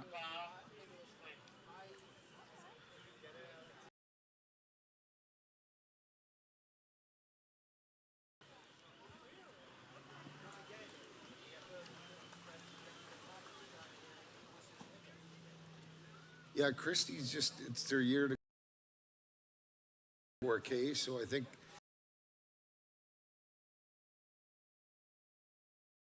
No. and she's a good while there a couple weeks ago, and she's just like patient. At the end of the day, she is an aggressive jumper, and where her success and failure of years of MOOMBA under her belt, so there's nothing she hasn't seen before. Out of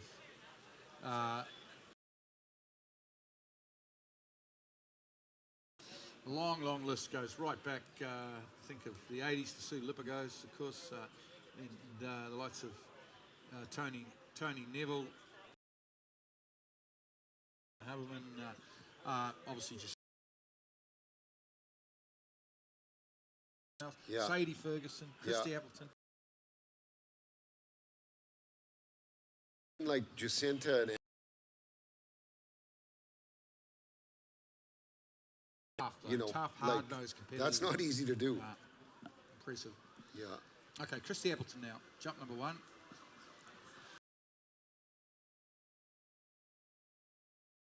Oh, no.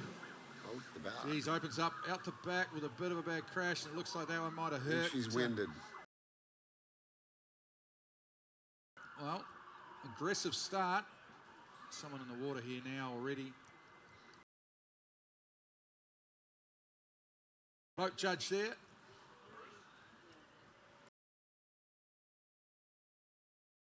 She's Jim.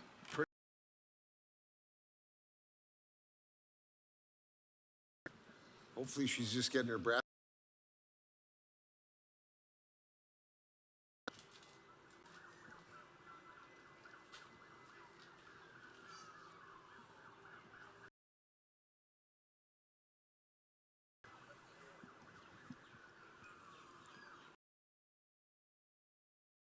You can say about that, mate. It's not what we want to see. Obviously, but Yeah. And a lot like situation like this, you just kind of want to let the get their breath back, see what's injured, what isn't. No. I think you're right. She's most, which is not good being winded, Yeah. but at least you can recover. Yeah, from it that'll quite be the quickly. minimum. Yeah. Yeah, exactly.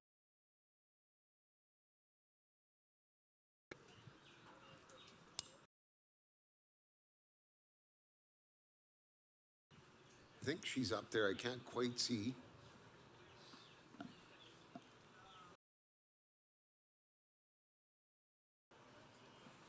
Just thumbs up. So,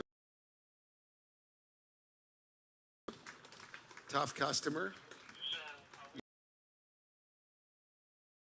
Wilting flower either, so she's just kind of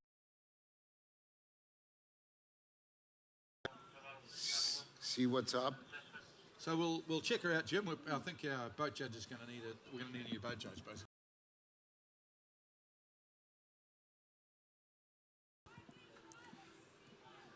But she's showing all the signs that she is not injured. Yeah. And yeah, like yeah, Concussion protocols Yeah. and stuff. We didn't have the stuff in your day. Yeah. Jim, you guys were just concussed. And yeah, we're yeah. not. Yeah, But nowadays, of course, we need to Yeah. check her out, make sure she's okay. yeah. We've learned. The girls are the safe ones. The boys are now.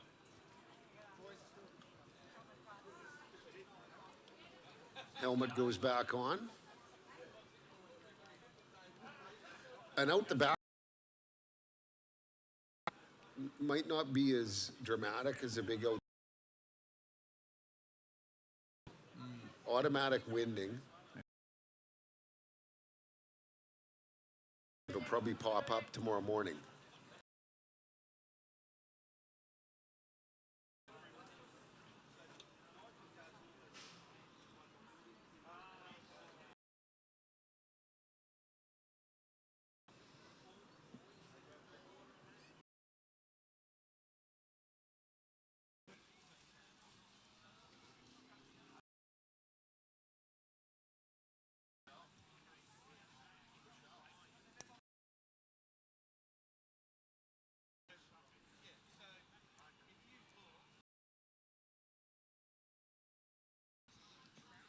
Okay, so we're looking down at the dock there. We see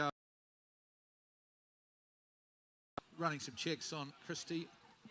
She looks pretty keen to jump again, but they're just going to make sure everything's okay. She's got a coach, Scott Reeves. Sure. Everything's kosher.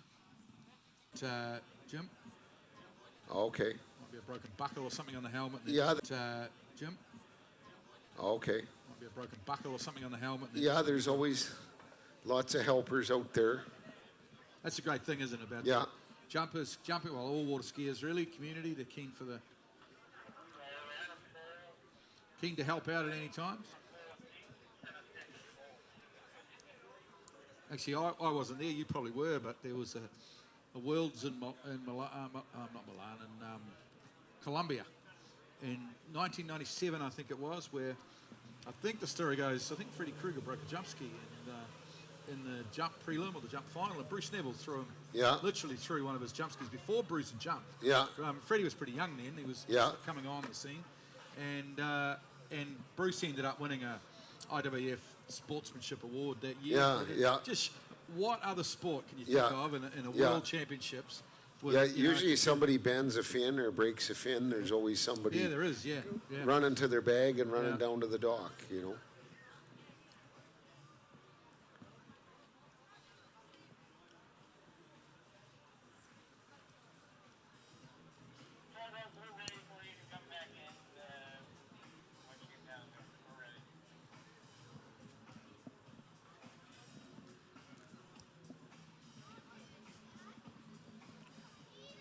Starting to feel a bit like it's Thursday night in the big city. The music's starting to pump a little bit. Yeah, Melbourne's open for business from now for the next 4 days. I've just been up in South Bank. I went and checked into my apartment. Yeah. And it's just heaving up there. Yeah. The bars and the cafes are full, and there's a whole row of Grand Prix merchandise and stuff. I think we should talk really good about the great boat drivers here, and then we can maybe get a ride back to there at the end of the day. It's a bit of a long walk, isn't it? Oh, we've got a replay now. Here we have to jump. Yeah, came in pretty late start. Yeah. She'll make a correction here, though. Yeah, that one probably stung a little bit, but she seems to be fine. Here comes the towboat, back down after a phantom pass. When it comes back, it'll pick Christy up for her second jump in this under 21. New thing here at MOOMBA, of course, under 21s. Under 21 women's jump, round one.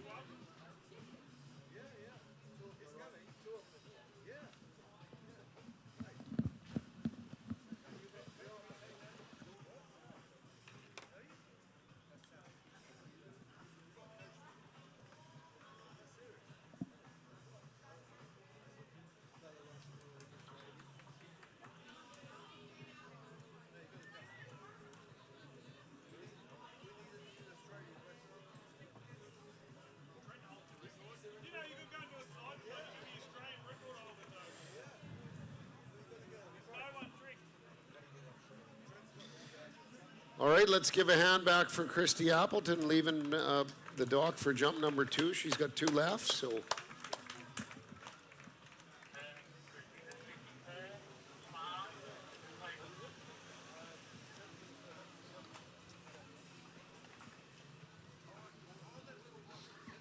Okay, Jim, you've been there and done this.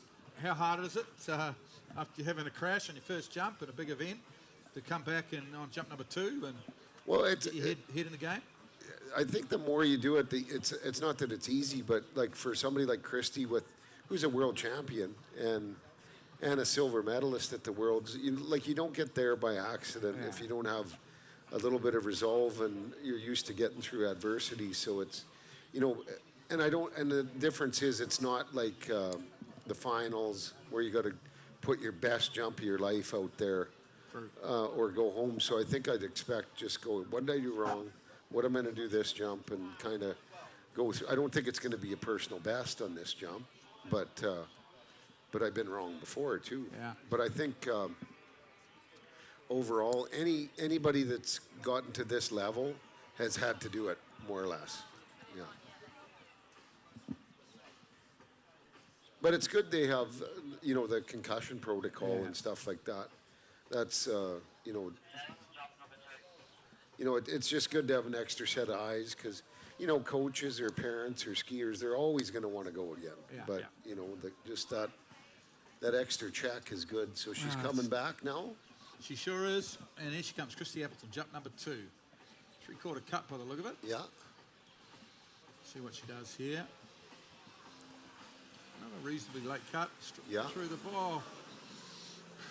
It was a good jump in the end. Yeah, little bumpy into the base there a little bit. Overcorrected. Yeah, she didn't want to go out the back again. Yeah. But she upper body crushed. But hey, good to get one on the board though. Ended up being a bit of a line drive.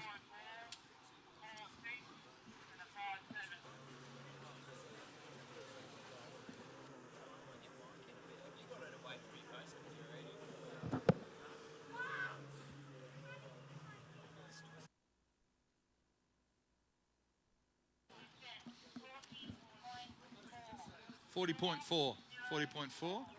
Score on the board for Christie. Yeah, and I think pretty easy cut, 3/4. Get over, get a score in for round 1, and now try and build back up again.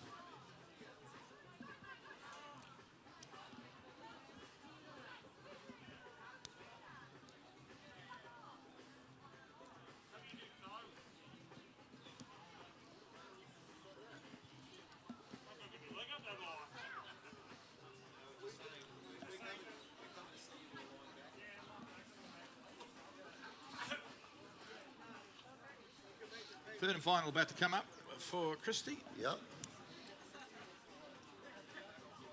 Got a feeling she might be using Fletcher Green's helmet.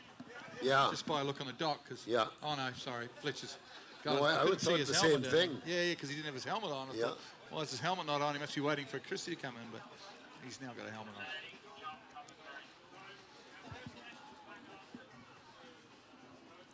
Personal best of 48.7. So see if she can't get one kind of up towards that, maybe a 45. Another 3/4 cut. Good plan. She'll want to kick one jump, you know. Here we go. Looks a little later, maybe. Yeah. Nice turn, good Stay speed. with it. Crush. Yeah. A lot of speed. Never really found her spot today. No. That one was a fair bit later than the one before, wasn't it? Yeah, she didn't have much time there. Oh. What's the replay now?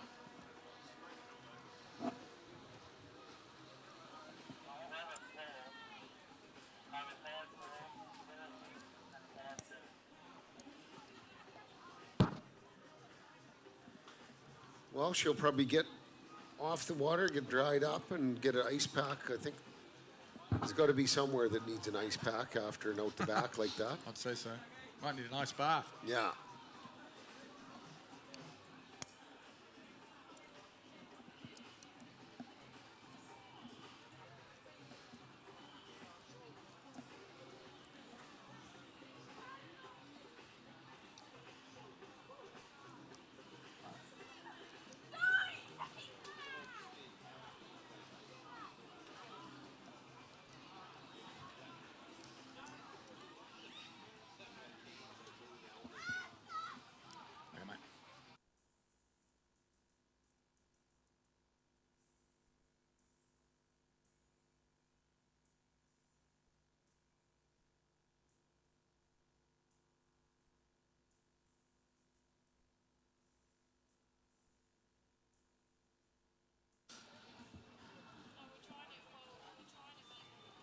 Okay, we're going to go now to the men's under-21 jump. First competitor from Western Australia will be Fletcher Green. 7 in this jump round. We've got Fletcher Green from Western Australia, Hayden Bickerton of New South Wales, Jacob Saddington of Victoria, Lockie Butland from New South Wales, Samson Clooney of Canada, Santiago Barrentos of Chile, Jake Abelson from the United States. That is our field. And Fletcher Green will be our first competitor.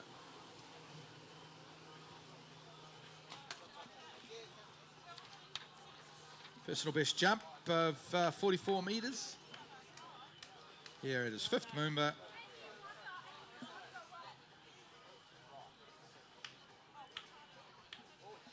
And webcast shout out, he wants us to shout out to Bundu, his hairdresser. So Bundu, I'm sure you're hard out cutting hair right now in Perth.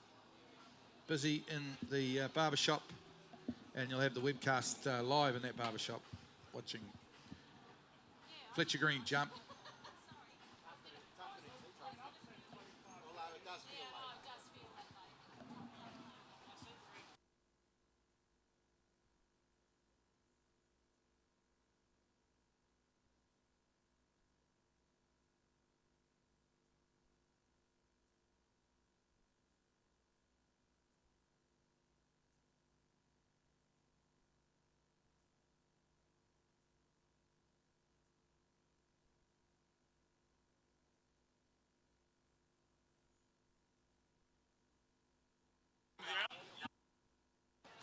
Okay, Fletch coming in now, jump number 1.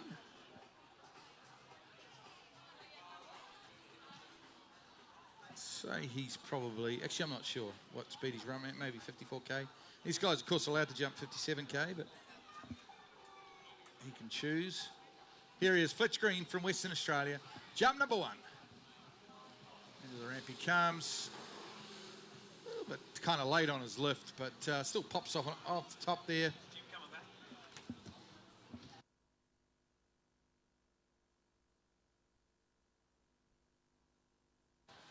So tidy enough opening jump for Fletch, but not going to be a world record by any stretch of the imagination or PB, but good. After watching a couple of crashes, he's probably happy to get a good one on the board.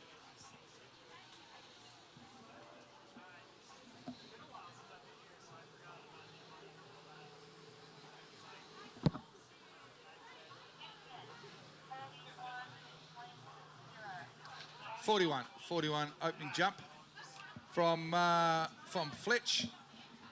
PB's 44, so not a bad opening jump. Get his eye in early on. Watch that replay.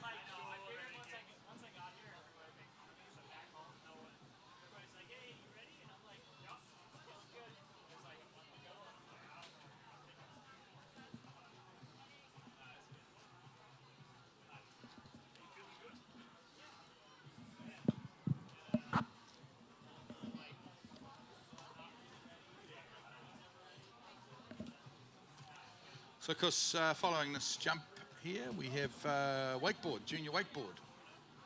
He's probably got another hour of jump. Maybe not quite, actually, probably 40 minutes of jump to go. And then we've got some junior wakeboard. And then, of course, later on, we've got Thursday night jump, first night of night jump. Not sure if the ski show's going tonight.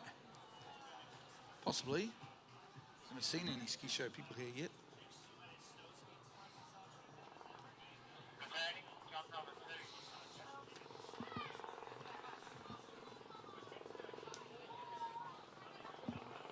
Okay, Fletcher Green now, jump number 2 coming up from the city end.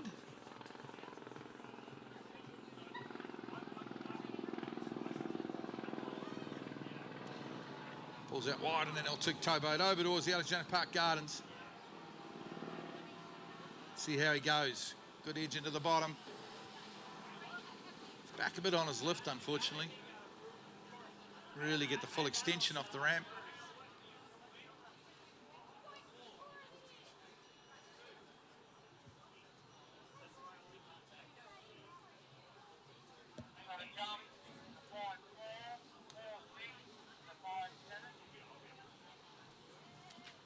.41 metres there. 39, actually, 41 was the one before. So 39 metres on jump number 2. He kind of needs to kick one, I think. Get in the course a little bit, maybe. Cut all the way through the ramp and get a big boot off the top of that wonderful MOOMBA Masters jump ramp.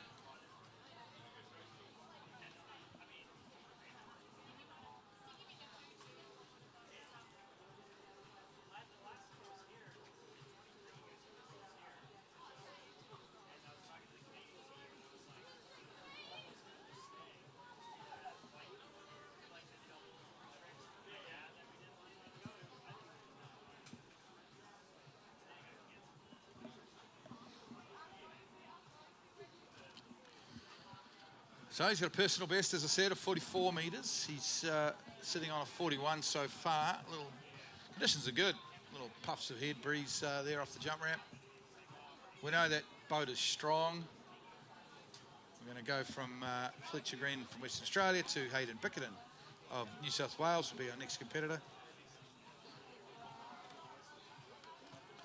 In this under 21 men's jump, round 1.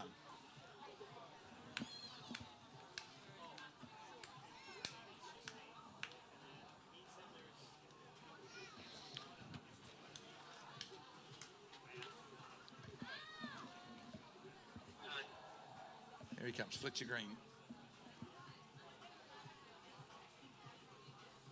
Jump number 3 as he comes on course.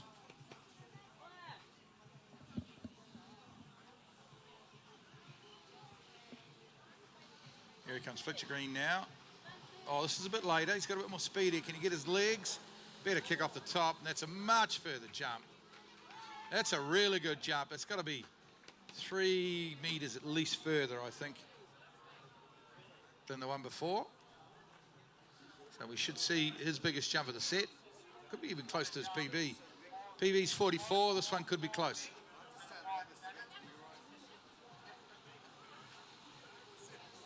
Waiting for that distance. 44, well done, equal PB.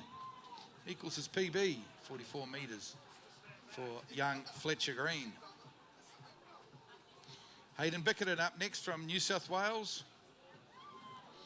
We've got a few young Aussie up-and-comers here.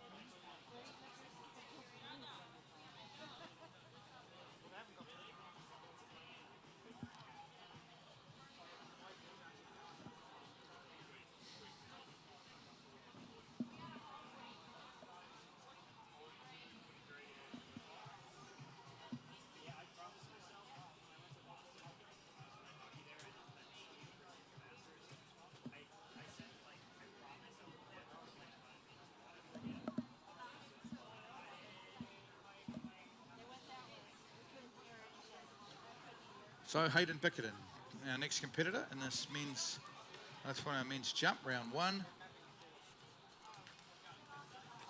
He is home site Stony Park. He's 18 years of age. He's got a PB of 46.2. Jumps on the D3s. Wants to shout out to Tiger Stone, Declan Nolan, Samson Clooney. Oh, what's happened here? Boat just done a bit of a phantom pass there.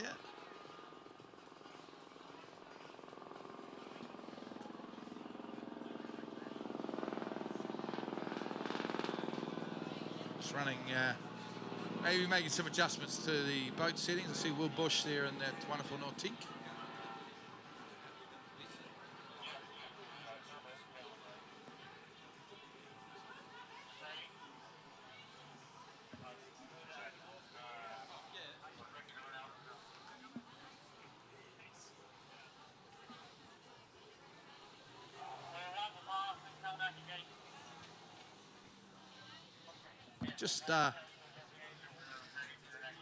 Just dialing in that boat.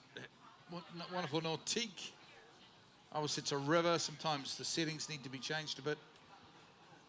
So they're just the two of the best boat drivers in the world, of course. Glenn Martin from Australia and Will Bush from the United States are just out there in that DeWalt towboat, just getting everything dialed in. And it shouldn't be too long, and we'll be back on. And our next skier will be Hayden Bickerton.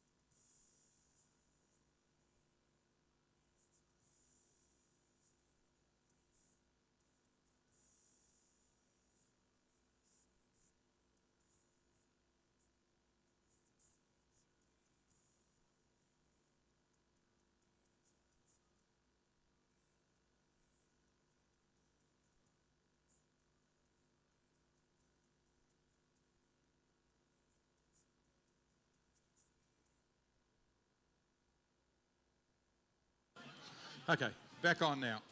Adjustments have been made. Here comes Hayden Bickerton now. 3/4 cut from New South Wales. Pretty big, tall, lanky guy. Good 3-event skier though. Comes into the ramp, up he goes. Tidy jump, very tidy jump. It'll be about, I think that could be 44.5, maybe 45 metres. Jump number 1. Bearing in mind his PB's 46.2. I don't think that'll be a PB, but it won't be far off.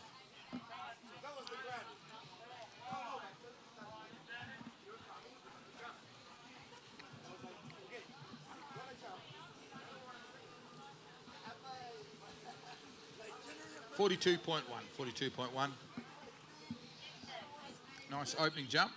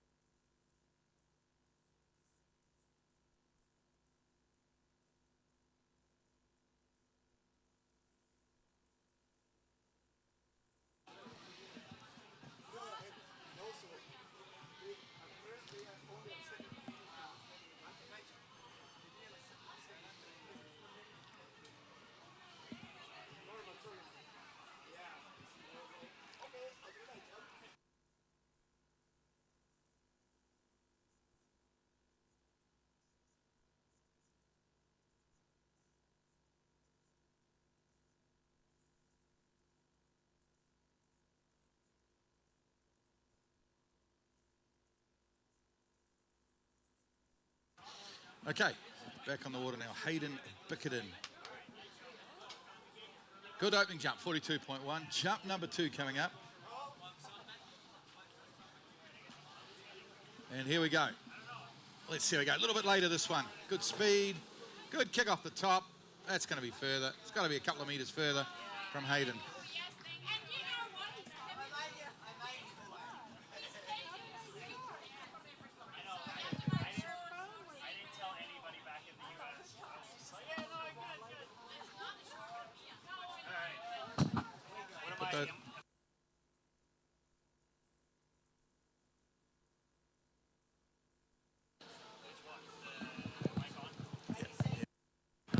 Okay, 45.6, which is actually not a bad jump because his PB is 46.2, so it's only 0.6 off his PB.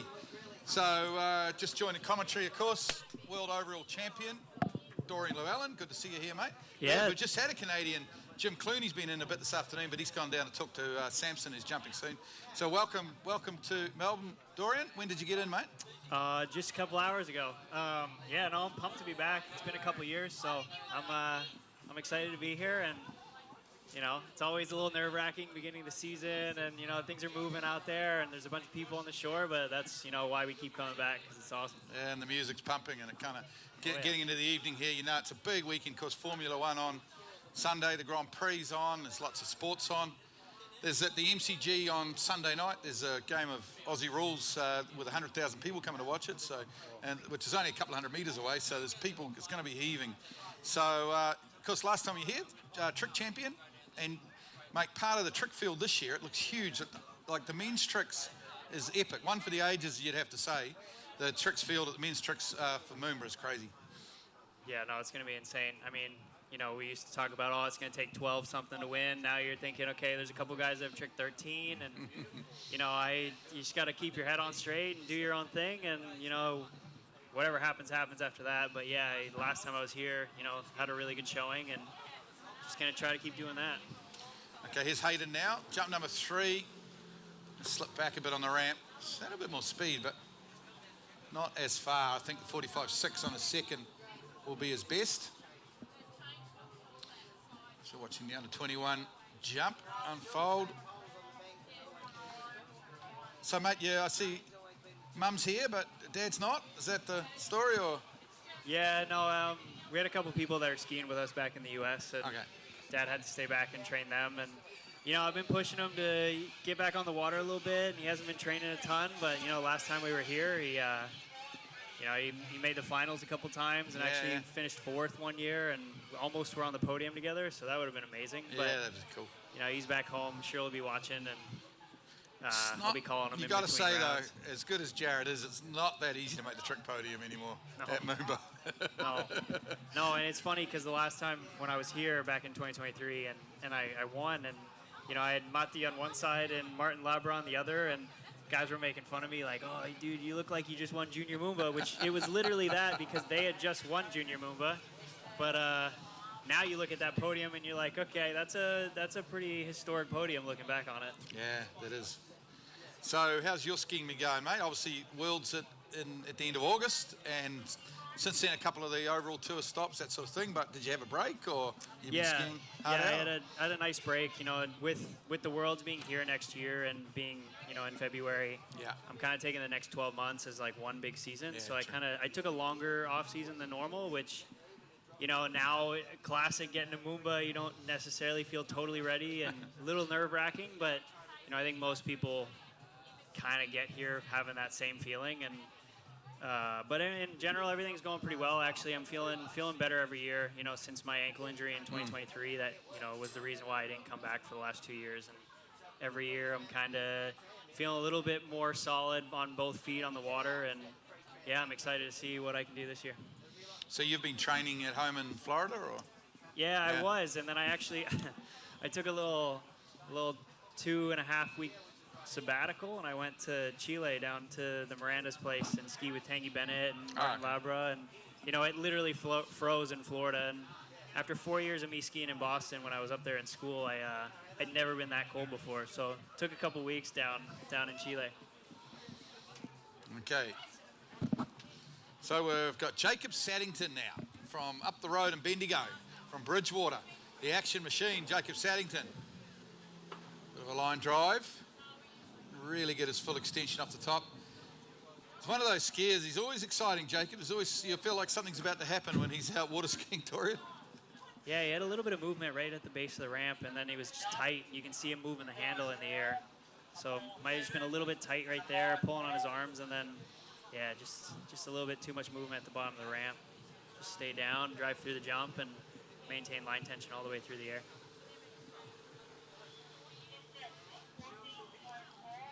Yeah, 40.4 for Jacob. Yeah, we had him down in New Zealand about a month ago for the Aussie Kiwi, and he probably, well, he would have been the favourite to win the under-21 jump there, but he passed. I think he passed his first 2 jumps and fell on his third. It was one of those unfortunate things. So he's always, you never quite know what you're going to get with Jacob, but when he gets it together, he can jump, obviously a plus 50-metre jumper. Hey, and that's what brings the people out, right? Is you never know what's going to happen in jump. It's tons of nerves, tons of excitement, and yeah, it's always fun watching somebody like that, especially when they hit the big jump and it's, you know, everybody erupts on shore. But yeah, I'm excited to see what some of these next guys can do, especially, you know, obviously Canadian Samson. He's had a really good last year, 2 years of jumping, so I heard he's been here for a little bit, getting used to the time change and everything, and, you know, could go pretty far today. Sounds like they've been here for kind of 3 weeks. Sort of spent a week at 2 or 3 different sites. So the Clooney's, it's good to see Jim back here. Yeah, I'm sure Jimmy knows all the spots around here. Yeah, it's a lot. But 28 years we worked out though since Jimmy Clooney had been to Moomba, so it's a long time. About as old as you are, just about. So here we go. Jacob set. This looks a little later. He's going to have a bit of speed. He lets it go. Looked like he was maybe, I don't know, 2 or 3 meters later there on that turn.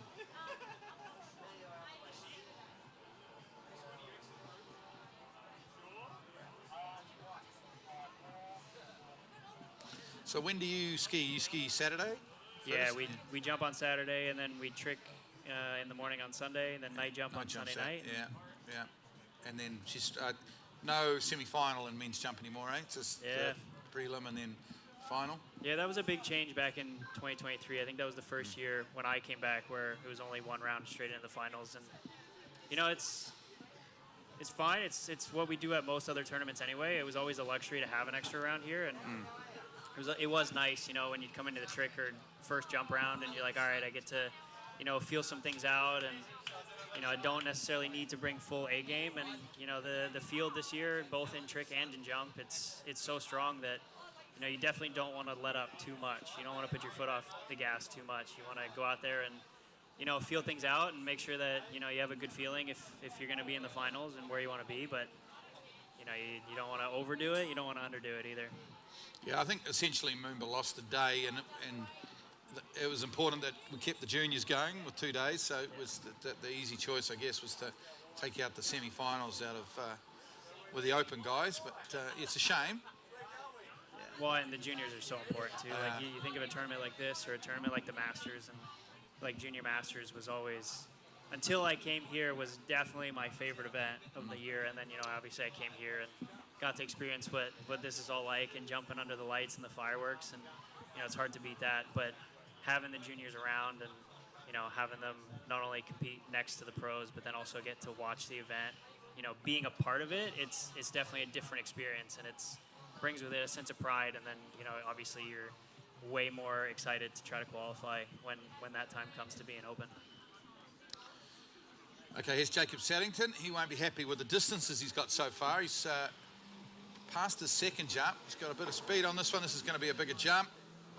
This is biggest of the set, and probably 45 metres maybe 46. He's probably still a little frustrated with himself, but that will be his biggest jump of the set. Young Jacob.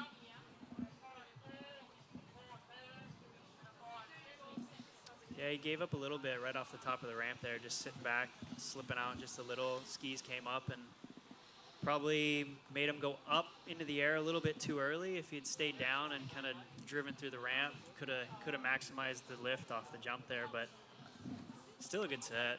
There's definitely a lot of intention there on that cut.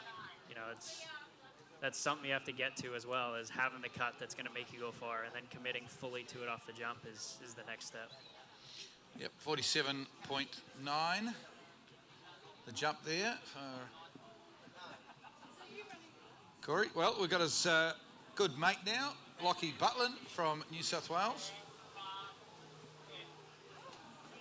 When would be the last time that they had the F1 race at the same time as the skiing? It's at least 20 years. I think someone said to me the other day, 2004, which kind of makes sense. It was kind of quite regular in the 90s, and then, yeah, it's a while. I mean, it's a hard one to pick, because it's great having everything on in the city, and the city's going to be heaving this weekend. It's going to be exciting, but then, you know, some of the airfares and the accommodation are a little bit more because of it, so it's a bit of a hard one to pick. But yeah, actually today I'm staying a little bit outside of downtown, and you know, usually we're all right downtown. All the skiers are kind of right around each other and eating in like the food courts together and all that kind of stuff. And today I took the 48, the tram to get in here. Yeah, yeah. Felt like I was commuting to work. It was kind of fun actually, but you know, it's definitely slightly different. But we're still so lucky to be. Is that in something, such a commuting cool to spot. work? Is that something you've had a lot of experience with? Definitely doing? not. It felt. I think in the next couple of days it'll feel special. It'll feel totally different. Or maybe you could put a suit on. Yeah, exactly. Come into MOOMBA. Yeah, get off, suit and tie, feel all professional. But yeah, and I was also thinking, you know, obviously we jump under the fireworks and all that, and you know, you actually don't really notice it while you're jumping, but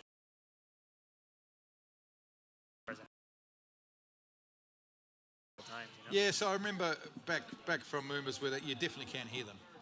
Of course, it'll be like 3 o'clock in the afternoon or something when they go, so be the afternoon. Women's jump, I think, will be running. Well, Lockie just passes that one.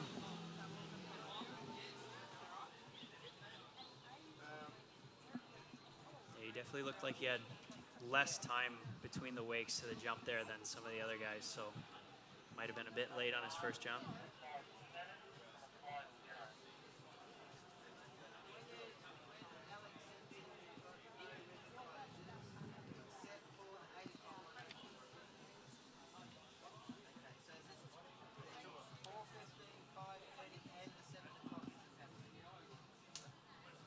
Yeah, I'm excited to see some of the guys that are on the list right now. You know, I haven't seen Alex King in a couple years, Josh Wallen. Like, always fun coming back here, and especially like the Aussie and Kiwi talent.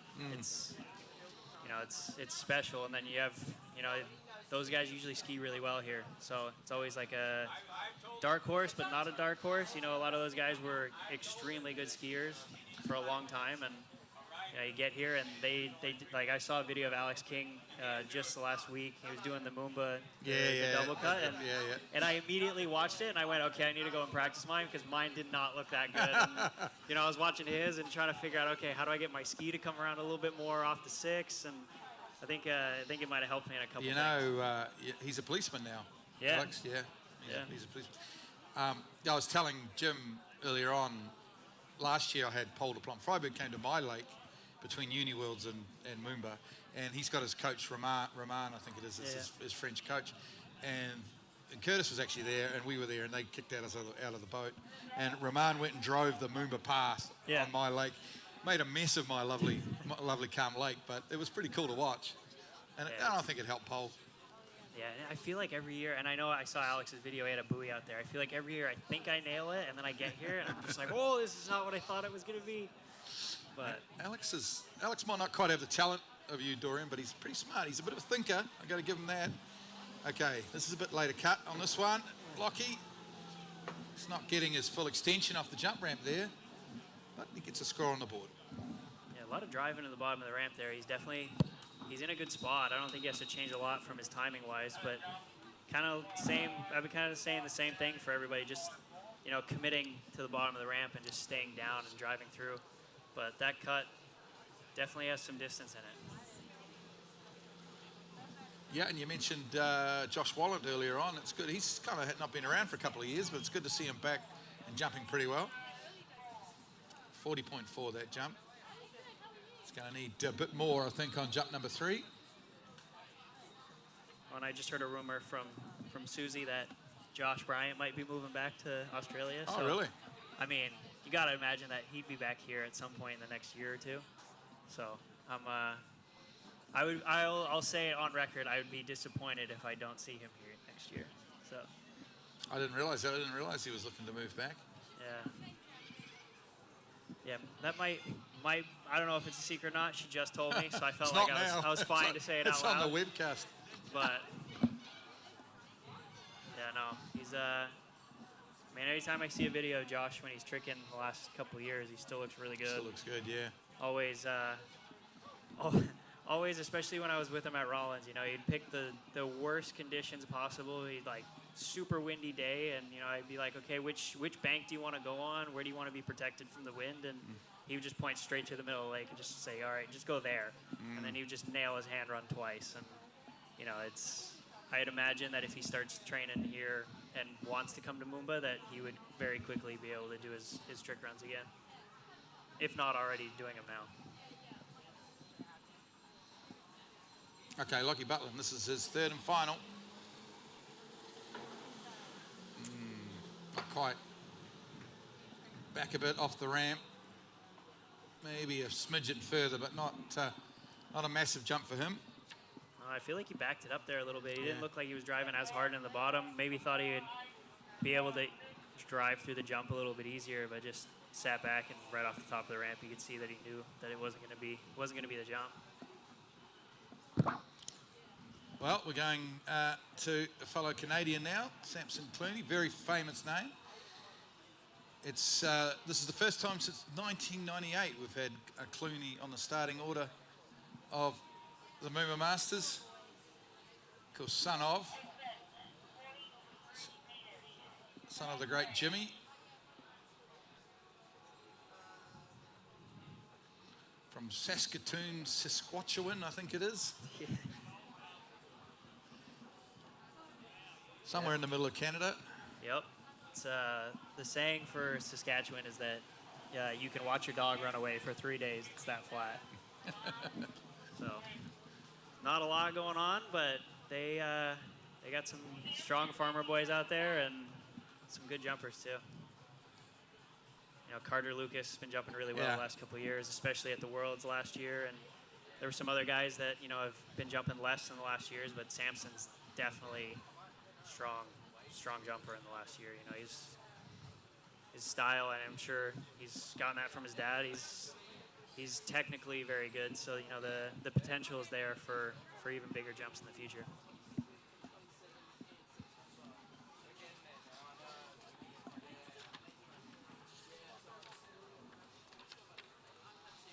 Personal best 58.6.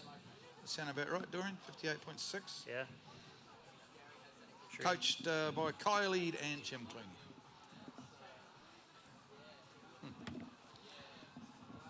And his dad's down there on the dock. And I'm sure Jimmy will be sending my dad a text, being upset that my dad didn't make the trip over. But, you know, maybe that'll be the kick that my dad will need to come back next year.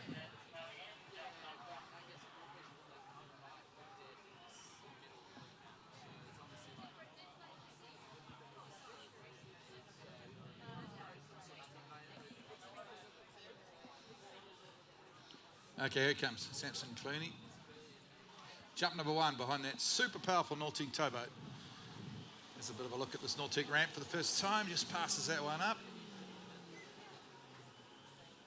What do you think, Dorian? Was he early or late, or just not feeling In a it? funny way, I think it was a bit of both. Like Yeah. I think he tried to go have an easy opener jump, and you can see in the turn he wasn't rushed at all. So I think he felt like he was in an early spot, and then maybe, you know, made himself late and didn't feel comfortable with that coming in on the bottom of the ramp. But it's, yeah, when you're slow and you try to do a nice easy opener, sometimes, you know, if you get too far behind the boat, it gets hard to get your skis all the way around, and then the boat starts to pull you into the corner of the jump. And something that you thought was a very early, easy opener can turn into, you know, I'm looking at the corner pretty quickly. But he looked solid through the wakes. I think, if I'm not mistaken, it did look like he did a double, and he looked solid come through the wakes. So looks like he's been practicing that MOOMBA double, and I think he'll figure it out on this next jump.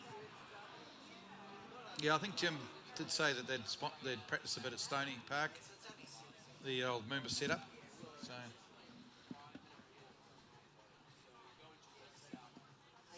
it's not a bad idea to pass your first here at MOOMBA, I got to say, just to feel everything out, because it's probably never, if you've never jumped it before, it's going to feel like nothing you've ever had before, because that water, with the current, the water's moving underneath you, so the boat has to do special things to go the right speed as well. It has to do special things with the water moving under it. So Yeah, it's definitely a lot of variables here that, you know, we don't necessarily have everywhere else. And outdoor sport, you already have some variables like different types of wind, and, you know, it's definitely, it's a lot, especially when you haven't jumped here before. And I mean, I say that, and it's a lot even when you haven't jumped here in a couple years, like for me. So it's kind of always, you just have to adapt to every set, almost every jump that you do here. okay, here's Samson out. Jump number 2 into the ramp. Looks like not a bad spot here. Beautiful kick off the top. Oh, lovely. Nice. Not the biggest jump he's ever done, but it was very controlled. Gets one on the board. Gets his first one at MOOMBA. It's great to see. It's going to be up close to 50, you would think.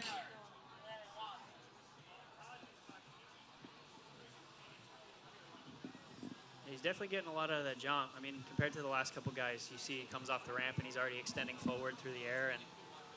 And 51.8, so yeah, nice. I think he was still on the earlier side, still kind of trying to figure everything out. But I mean, good thing for Samson is he has a couple rounds here today and tomorrow, and then I think he's jumping with the big boys as well. So he's got some time to figure it out.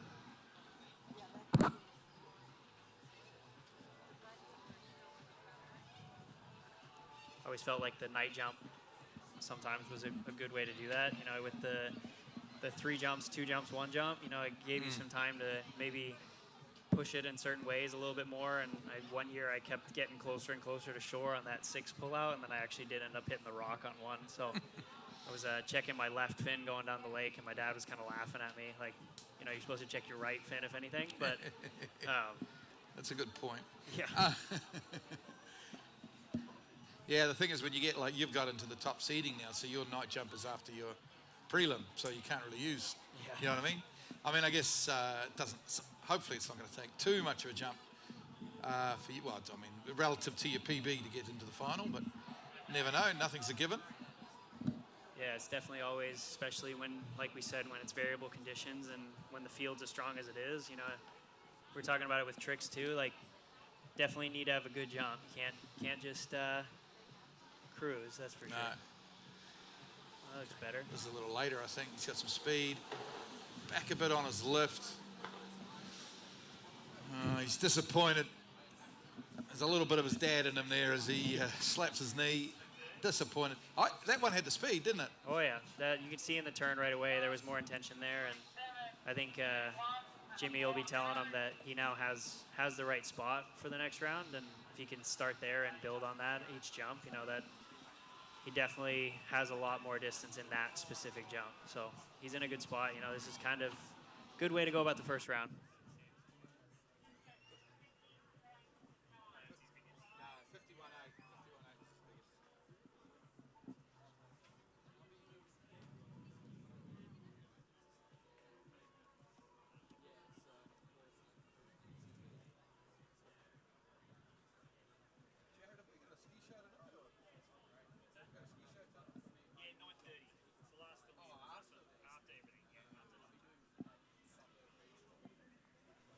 Well, we're going to Chile now, and Santiago Barrientos of Chile.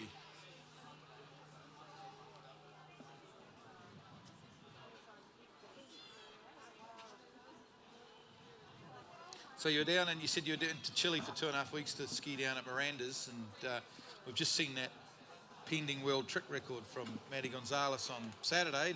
Did you see that coming? You've been tricking a little bit with Matty, or no? I guess he might have been in his own lake. I'm not sure, but Yeah, no. I mean, it's tricking with all these guys. Like, I was watching Martin trick every day, and you know, it's a crazy level that these guys are at. And it's almost in a weird way. I mean, it is inspiring, but also like, you know, scores that I didn't necessarily think were possible a couple years ago.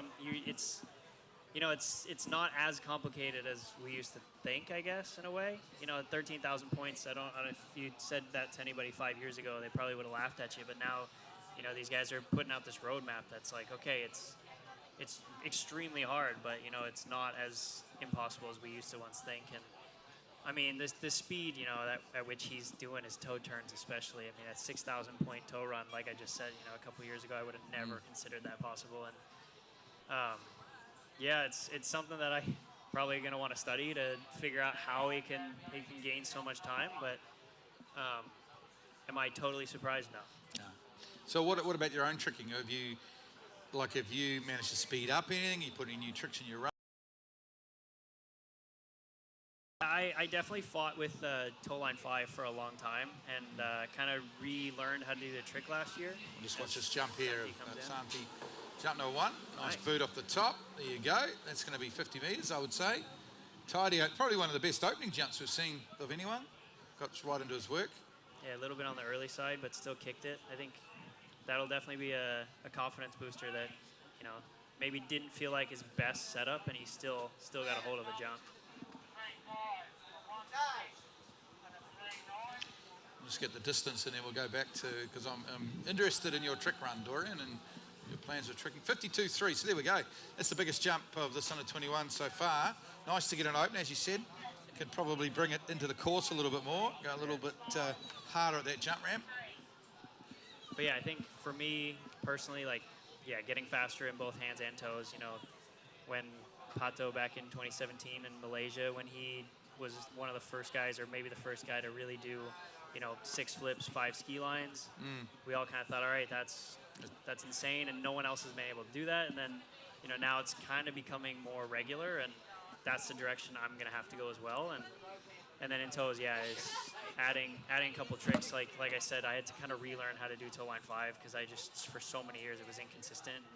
I think I'm on a good path now, and I did it at the Worlds last year, and you know, I've been doing it in practice.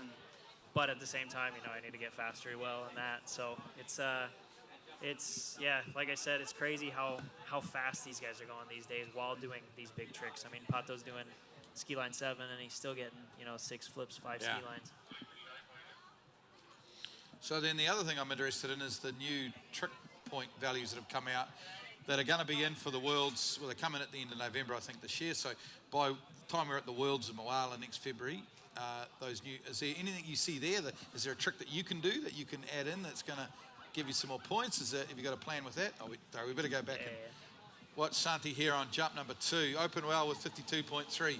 Into the ramp he comes. Big kick off the top.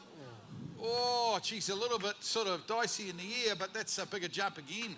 It could be 55, I think, that jump. Definitely later into the bottom on that one, and kind of rocking through the jump a little bit hard, getting excited, probably feeling the boat pulling him a little bit stronger at the base of the jump, and just trying to get on top of that right away instead of letting the boat do the work.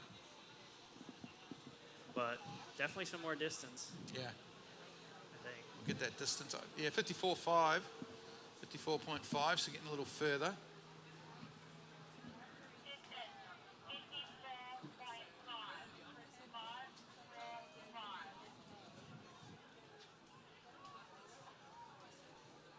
Yeah, so do you think is there anything there for you, or you're going to stick with what you're doing and get faster, or? Yeah, yes and no. I mean, I definitely have looked at it and like changed not too much. Like I have kind of a roadmap that I'm thinking is the direction I want to go in the next couple of years. And there was talk a couple of years ago about the trick runs were kind of everybody was going in the same direction, but at the same time, I think if you really dissect everybody's trick runs these days, yes, there's a lot of similarities, but I think at this time there is a really big variety of what people are doing on the water right now. You have guys like Louis and Paul that are doing, I guess, quote unquote, the French run where they're doing flips, ski lines, flips again. And then you got a guy like Jake who's not doing the mo back to back and then the back to front flip. He's doing the back to front flip at the end. So obviously at the end of the day, we're all gonna figure out a run that is the most amount of points. But I think right now there's a big variety of what people are doing. Okay, Santiago. This is a late cut here on jump number 3. Big lift off the top though. That is a sensational jump. Oh. That is going to be high 50s. I don't think it'll be quite 60, but that is a lovely jump from Santiago. Yeah, I think actually, I kind of said that he was late in the turn. He was definitely a lot more of a hurry there, and I think into the bottom of the ramp, he actually looked like, he has some time that he can spare in the turn there, and maybe, either bring it down a little bit more and still have that same urgency out of the turn, or also, make the turn a little bit lighter so he can dig harder into the ramp. And that was a solid set. I mean, obviously, a little wobble there on the second jump, but that's it seems like the most consistent jump set that we've seen so far. 57.3, 57.3. Great jump from this youngster. As we go now to the United States, we're going to Jake Abelson, who obviously we all know about his tricking progress and what's been happening with him, but he's still also a 60-metre jumper. 60.7 metres is his PB. So he's the #1 jumper in the under-21 men's field. Okay, so let's so we'll switch it up. I'm enjoying, obviously, talking to Dorian Llewellyn here, the world overall champion at the moment. So let's talk a little bit about jump, where you see that going. Obviously, Joel's been quite dominant. You've still got Ryan in the mix. There's yourself. There's obviously Jack Critchley, and then you've got Louis, and there's an Igor. There's quite a few in there. So we've still got that world record of Ryan's at 77 metres, which seems a long way, a really long way now. It was a long way when he did it, but it seems long. But I mean, by Worlds next year, do you think we're going to see more guys going over 70? Is that kind of where you see it headed, or? I definitely could see that being the case. Like you said, I think Louis obviously is both literally and in practice, like knocking on the door of 70 meters. Jack, Jack unfortunately had not his best set at the last Worlds, but in general, like the last couple of years, he's been putting out huge jump scores. And like you said, Joel now he's pushing the higher end of the 230s, and Ryan had a 240 jump at the end of the year. I know I would never count out Freddie to come back and go 70 meters at the next Worlds, or even 240 again. And for me, I've again since the injury, like just been feeling better and better every year, and more confident again, and just more in tune with what my skis are doing the way that I used to feel all the time back a couple years ago. So I think, yeah, definitely could see huge jump scores. That's what we want to hear. Here's Jake Abelson, jump number 1. He's in the course here on his first. Back a bit on his lift, though. Kind of didn't quite get himself in the right position to kick that ramp. I thought he was sort of late, but he kind of made it to the ramp pretty comfortably in the end. Yeah, I think maybe where he turned from there might have been a little bit more than maybe he was wanting on his first jump. So yeah, maybe just a little bit tight into the bottom of the ramp, and then, you know, once you get tight and a little bit stiff with your legs and your arms, you start to feel every bump, you know, coming into the bottom of the jump, and that's where I think probably for him, probably the safety mode to just sit back on the ramp and kind of just ride out the jump. But you know, he's got his first jump under his belt, kind of now has a feel for what's going on out there, and just make the adjustment and try to drive through the ramp on the next one. Yeah, so hopefully, I guess, with the jump, if we can get, you know, for a little while there it was Freddie Orion, and, you know, it was probably a gap back to the rest, but ideally if we could get 4 or 5 jumpers pushing each other at kind of, I don't know, at 72 metres, if we can get 4 or 5 guys going 72, that's going to eventually push 1 or 2 up even higher and start to get, you know, and progress it along. Yeah, and I can only imagine that that's what's going to happen, especially, you know, I remember a couple of years ago, Jack went 72 or I think somewhere around there, maybe 71 and a half at Fluid at the Mastercraft Pro, and I was standing on the dock watching him come down. I was next, and I jumped 226, so like 69 meters, and I remember I landed, and I think it was like either tied my PB or was just a little bit off, and I landed and kind of like threw it away, and everybody was laughing like, dude, you can't do that for a PB. And I was like, yeah, but Jack just went 232. So like, that's what we need. You know, That's good. I think we're all kind of going to push each other over the next couple of years, and we got a good group of guys that are coming up together.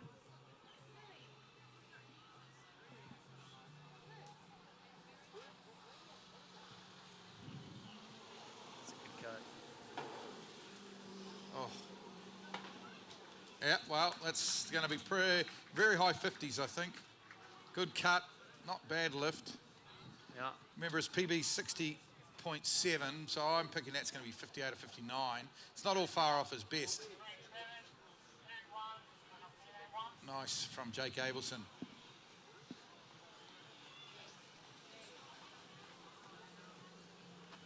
Yeah, definitely pushing through the ramp on those.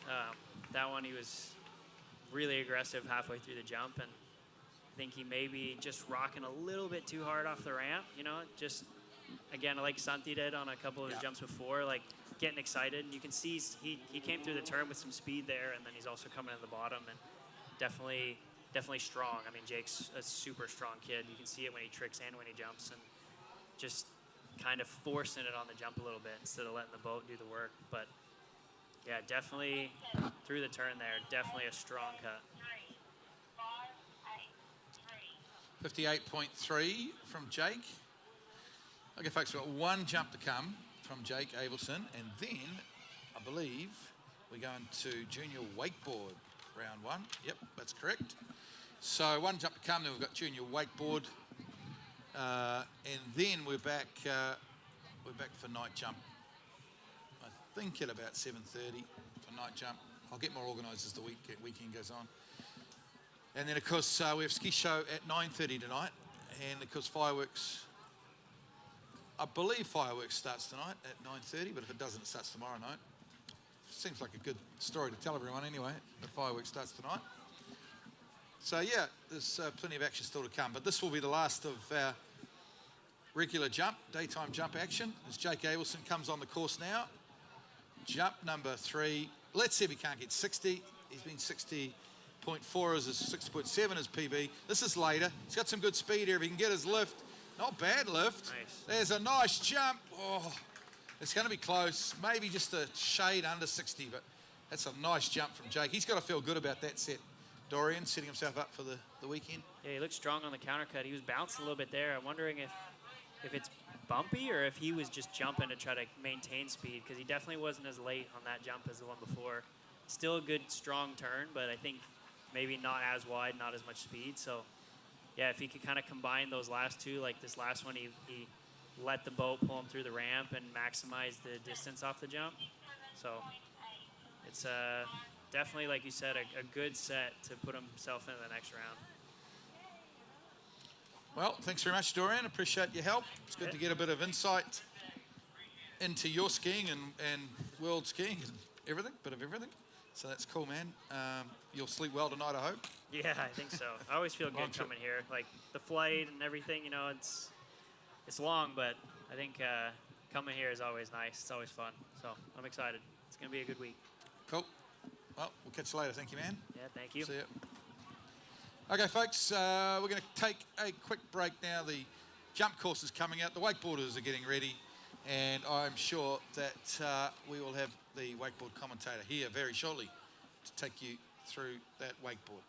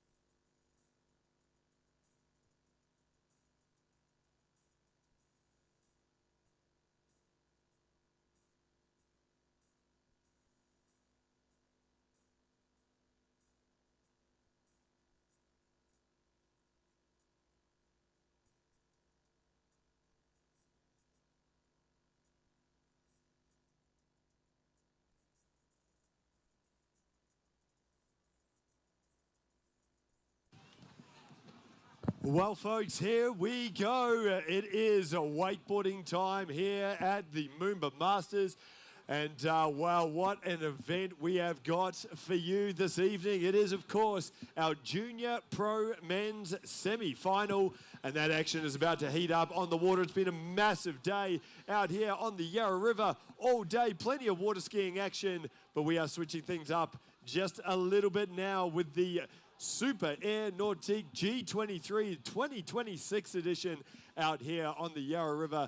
The world's biggest wake out there, and well, it's going to be an incredible event that we have here this evening. Let me run you through what is going to happen here this evening. We have 4 semi-finals coming up, and in each of those semi-finals, there is only 1 spot up for grabs in the final tomorrow. So yes, you heard that right. There is no second chances, no chance to hold back.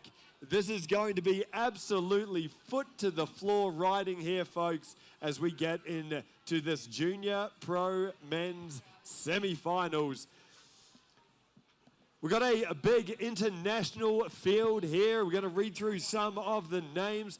First of our heats, well, we are going from Australia and Italy, and this is one kind of stacked heat here, folks. Have a listen to this. First rider off the dock, we got Seth Kalpar from New South Wales. He's coming down for his Junior Pro MOOMBA Masters debut. We got Cruisy Boy. Now, if you follow wakeboarding, you're sure to have heard that name. All the way down from Cairns up in Queensland. And one of the riders to watch. This kid absolutely throws himself at the wake.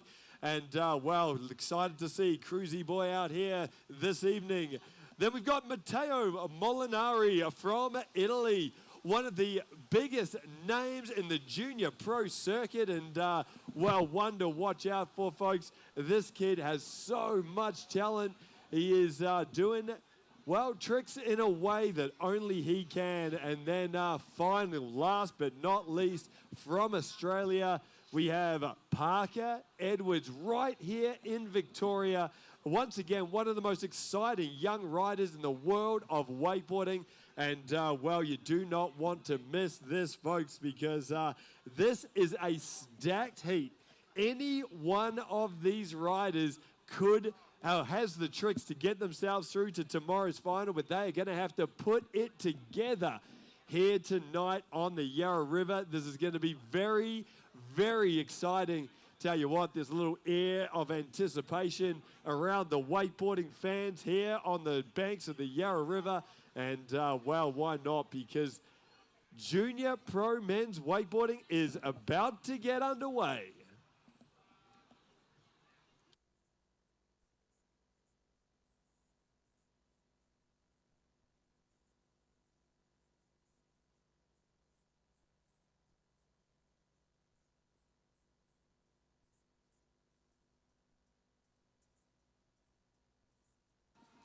Now, of course, folks, when we've got, well, the world's biggest wakeboard event with MOOMBA Masters, we need the absolute best towboats around out there, and that's exactly what we've got here this evening. That is the G23, setting the standard in wakeboard technology. And, wow, amazing once again to have such a great partnership with Nautique Boats. Huge thanks to Nautique for their ongoing support of this event, providing us with the very best wakeboard and water ski towboats. And, well, you're about to see the biggest wake out there, folks, and that is the G23. Tell you what, this is a machine to behold, and, well, with a wake that big, we're going to see some high-flying action out here this afternoon. Of course, this is only our very first of our heats, so we've got 3 more heats to come. After that, it's going to be an absolutely massive night of wakeboarding. So buckle up and settle in, folks, because this is going to be one heck of a evening on the Yarra River. We can't be too far away here. We're just doing what we call the test pass. and of course making sure that everything is absolutely perfect for all of our riders here tonight. It's not going to be too far away before we get this action going here, folks. So settle in, grab a drink, and let's get going. And it looks like we are underway right now with our first rider, Australia's own Seth Kalpar. He's just making his way down under the Swan Street Bridge. And here we go. Seth Kalpar now behind that incredible G23 wake. And here we go. It's a hillside approach, and there is a very clean hillside tantrum. Just feeling that wake out, getting things started as he comes back in. There is that indie grab, toe side front roll, nice and clean, really handling that wake well, landing on the transition, going with the backside spin there. So the backside, hillside 360, and then coming in, switch stance there, and there is the cab 540. That is 4 tricks in the book for Seth Kalpar, and well, that is going to be enough to get him to the end of pass number 1. Wow, that is a very nice start here for Junior Pro Men's Wakeboarding as we look to the replay here once again. Seth Kalpar on that hillside approach. He had that hillside tantrum. For all the athletic fans out there, the old Fosbury flop, the up and over, and then, well, back in, indie grab front roll that time. So adding in that extra element of grabbing the board. As you see there, that was the backside 360, spinning away from the boat and adding that extra element of difficulty in that backside spin, and then coming back with the cab 540. So a very clean first pass here from Seth Kalpar, and I reckon he'll be pretty happy to lay that one down to kick off this MOOMBA Masters campaign in our Junior Pro Men's semi-final.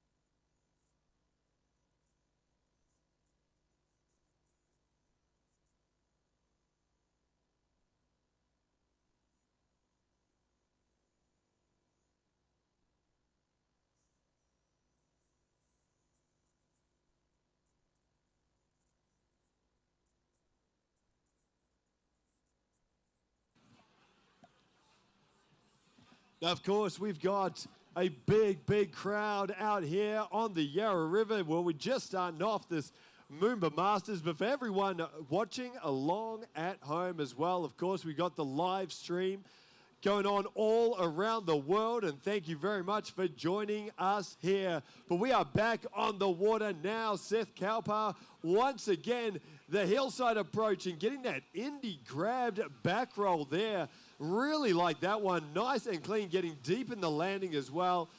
There is the half cab 180 there from Seth Kalpar as he comes down for this pass number 2. The toe side scarecrows. So we had the front roll. That adds the extra 180 as well. And then doing it switch stance too. So back-to-back scarecrows there. We're going to get one more trick in and going for the Crow Mobius there, adding an extra 180, landing with the rope behind his back, and well, unfortunately going down right at the end of the pass number 2. That is going to bring his run to the end, and he's going to get picked up out here on the river while the G23 heads back into the dock to pick up our next competitor. Here we go. We're back on the replay here as we see Seth Kalpar on his second run. Here was these toe side back-to-back scarecrows there.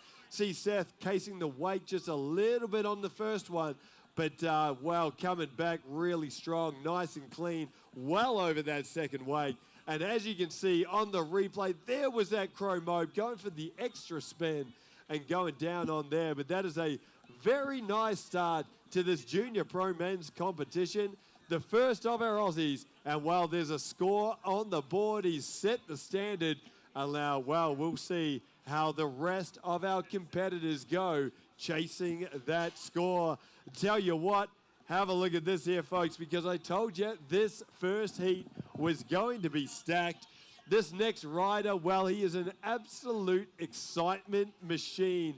And that, of course, is Cruzy Boy down from Cairns. And, well, great to have Cruz out here in Melbourne on the Yarra River competing in this Junior Pro Men's semi-final. I tell you what, get ready, folks. This is going to be some high-flying, exciting stuff. Cruzy Boy charges the wake with absolutely no fear. And with this G23, the size of this G23 wake, I tell you what, we're about to see some high-flying action out here on the Yarra River. Get ready, folks. Rider number 2 in this Junior Pro Men's semi-final. It is, of course, from Queensland, Cruzy Boy.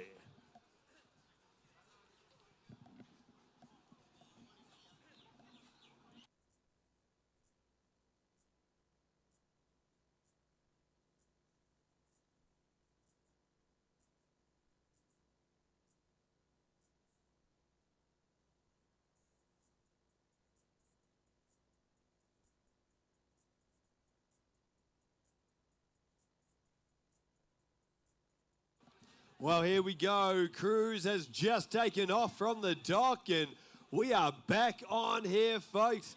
Now, for anyone who is maybe at their first wakeboard contest or not used to what's going on here, each one of our riders is going to get 1 fall. But have a look at that there, folks. That is called a bee sting right out into the flats for Cruzy Boy and straight back in with the whirly bird. So the tantrum with the overhead 360. I told you this kid would fly, and oh, that is absolutely incredible. Hillside 540, well past that second weight, right into the flats. And what have we got to finish that out? Oh, how nice was that there, folks? The Moby Dick, and Cruzy Boy looks pretty happy about that one. What a start. What a pass, number 1. And man, this kid absolutely flies. Now, caught us just a little bit by surprise at the start there, folks. Wasn't quite ready for a trick like this, but check it out on the replay. Cruzy Boy signaling to the fans on the shore and then straight in with that bee sting. Of course, that trick invented and made famous by Mark Kenny, Australia's own.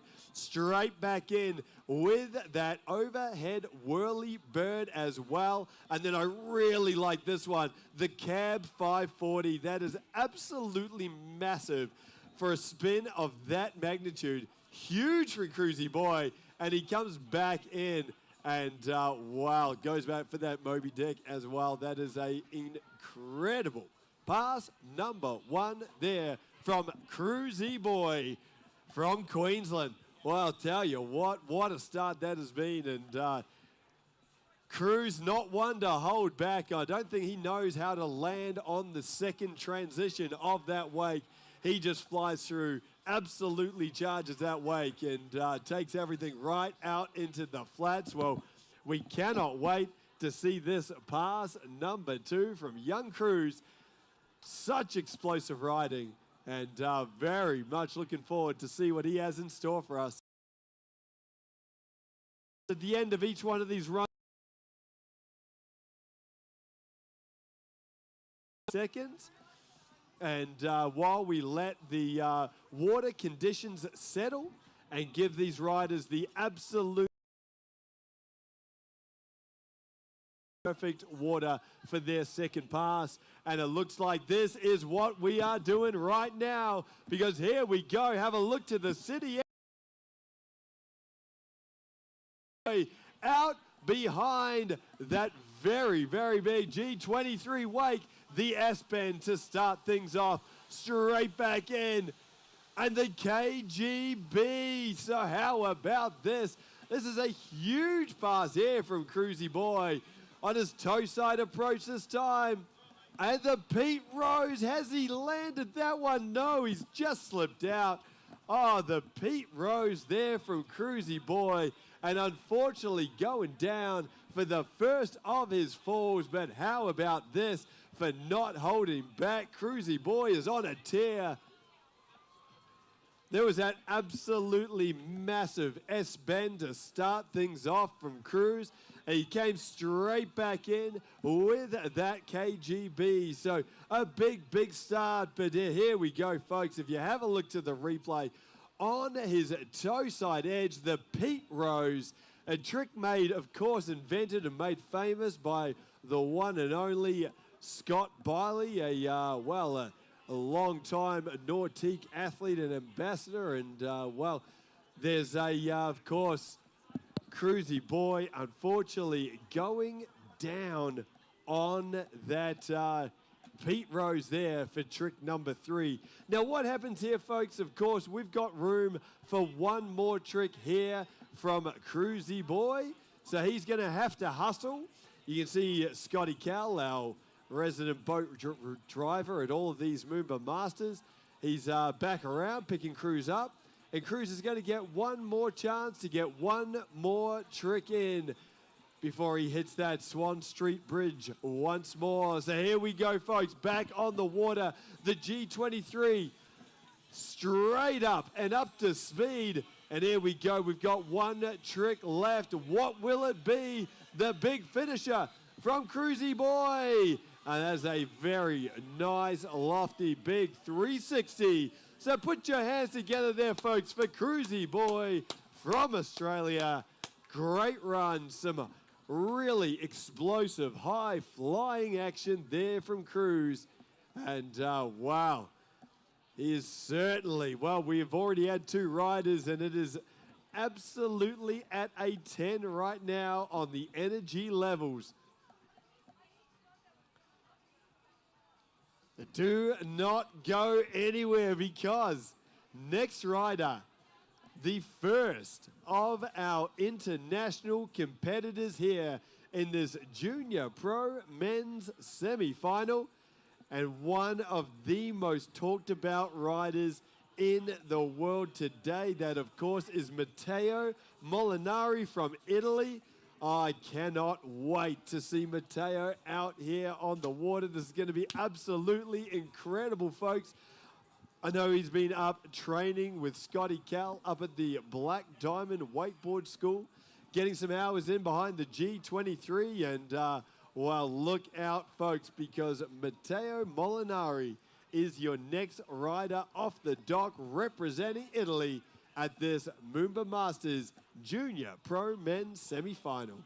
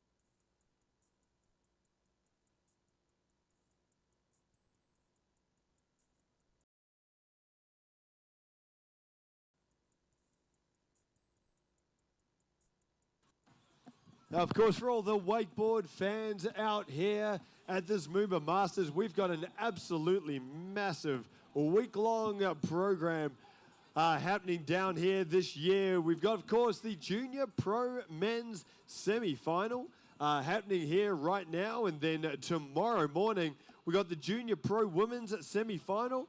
And then we're going straight into the finals, which is going to be huge. And then over the weekend, our Pro Women's competition on Saturday night. We got the Pro Men's on Sunday. And then, of course, the big finals on Monday afternoon. But here we go, folks. You do not want to miss this. On the water now from Italy, it is Matteo Molinari. And, wow, how about that there, folks? Absolutely incredible there from Matteo. Comes straight through. Big, big.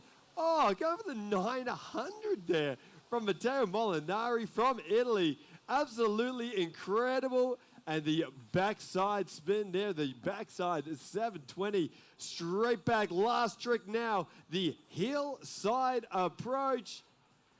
And wow, Matteo, there was the MOOMBA 540 doing a Rayleigh at the end there for the fans. And wow, folks, tell you what, that was an incredible first pass. That is one that is going to hold up in the pro divisions as we have a look to the replay once again.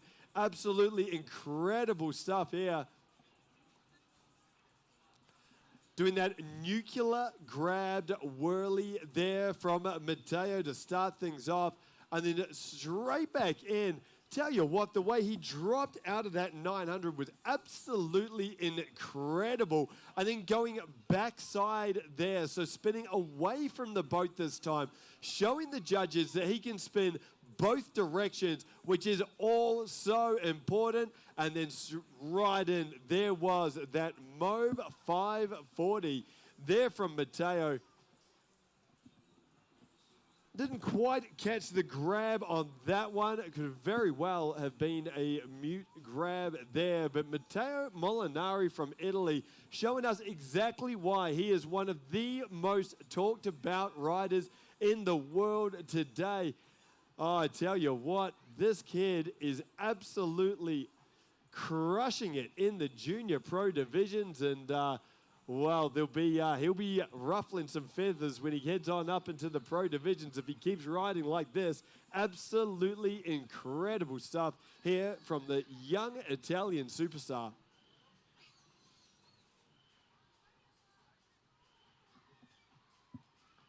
Of course, after Matteo, we've still got one rider to come, and it is Australia's own, the one and only Parker Edwards.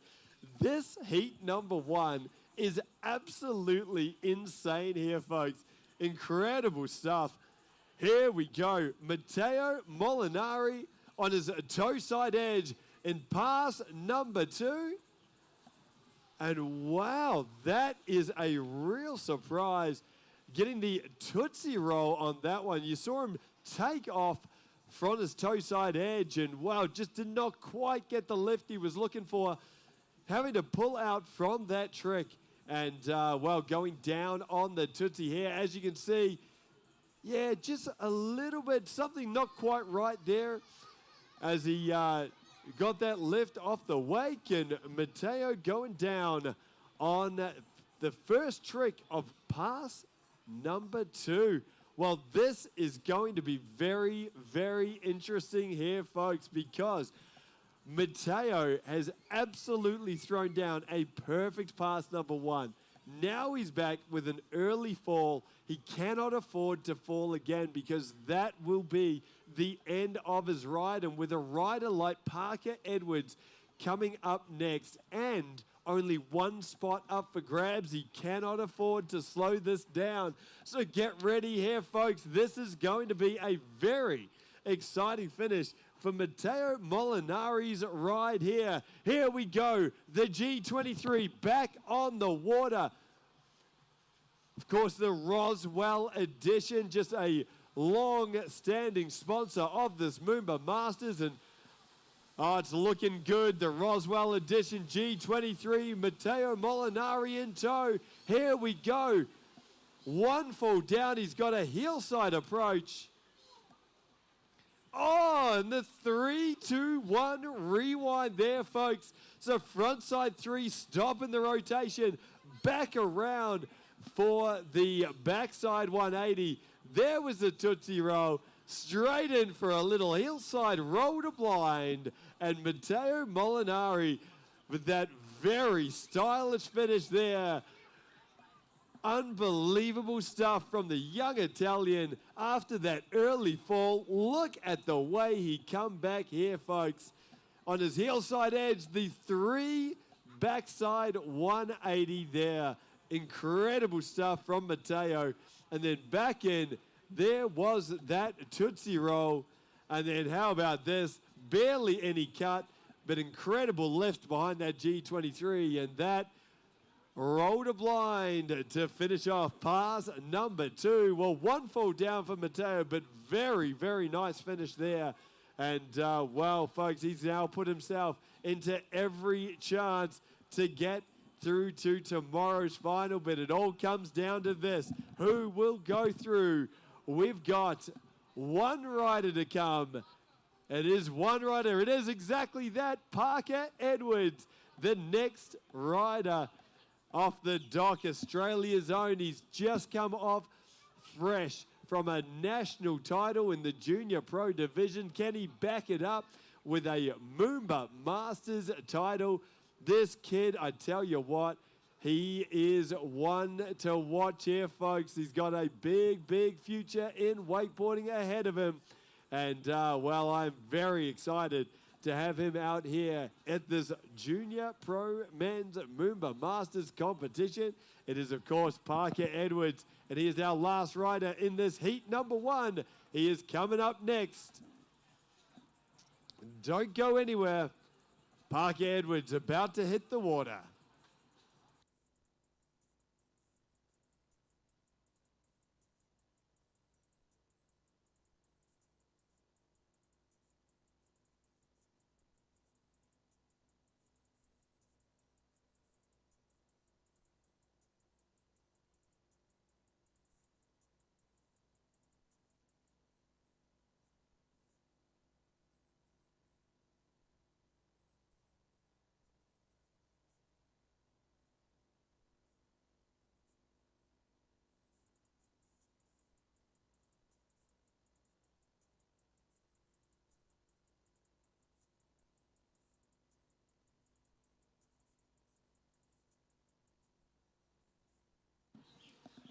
Well, it doesn't get any better than this here, folks. Perfect conditions. Melbourne, of course, is turning it on for the MOOMBA Masters Festival. The absolute backdrop, it is perfect down here with the city in the backdrop. Wakeboarding competitions, they are not many that have the view like this one does. And talking about views, get ready for some of the action on the water, because the G23 has just come down through the Swan Street Bridge, and that is Parker Edwards in tow. And starting things off with the handle pass, KGB. Here from Parker, straight back in, and oh, I love that one. There's that mute mode landing wrapped into the rope. Absolutely incredible stuff. Parker getting a, well, little wobbly on the landing, taking his time here for this third trick, settling himself down, going backside. It's a backside 720. And what do we have for this last trick? Wrap it up. And oh man, Parker Edwards, heart in your mouth stuff there. Tell you what, wrapping up with that wrap spin on his toe side edge there. Let's have a look to the replay here. Parker Edwards, well, we tell you, this kid has a lot of talk about him in the world of wakeboarding. He has absolutely taken the world by storm, and there's that KGB to start things off, and I just love the way he wraps into that rope in that second trick. Incredible stuff, such a hard landing. And Parker Edwards really making it look easy. Back in here was that big backside 720 spin.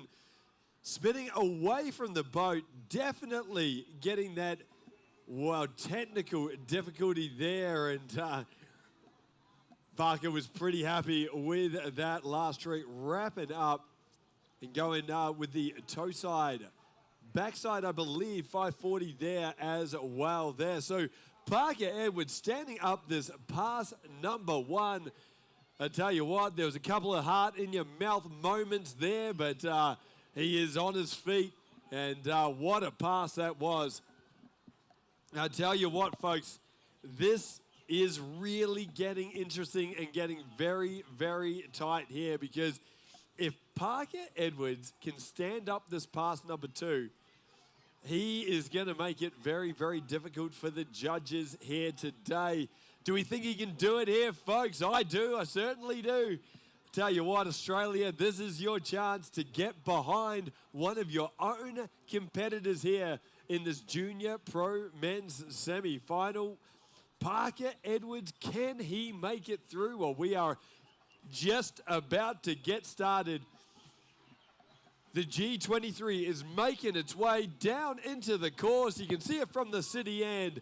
And here we go. Parker Edwards on the water now. First hit. He's on his toe side edge. And there is that big dum-dum there from Parker Edwards. Nice and clean. Well past the second wake. Oh, going for the big toe side. 900 spin. And Parker Edwards just going down right here in front of his supporters. Come on, folks. Let's put our hands together. Make some noise for Parker. Oh, this is going to be, well, we can look to the replay here, folks. Parker Edwards came out firing straight in on his toe side edge. There was that dum-dum. The front roll with the handle pass 360 there. Very technical trick. And look at that spin. Parker going for 2.5 full rotations, the 900 there, and unfortunately just going down right at the end.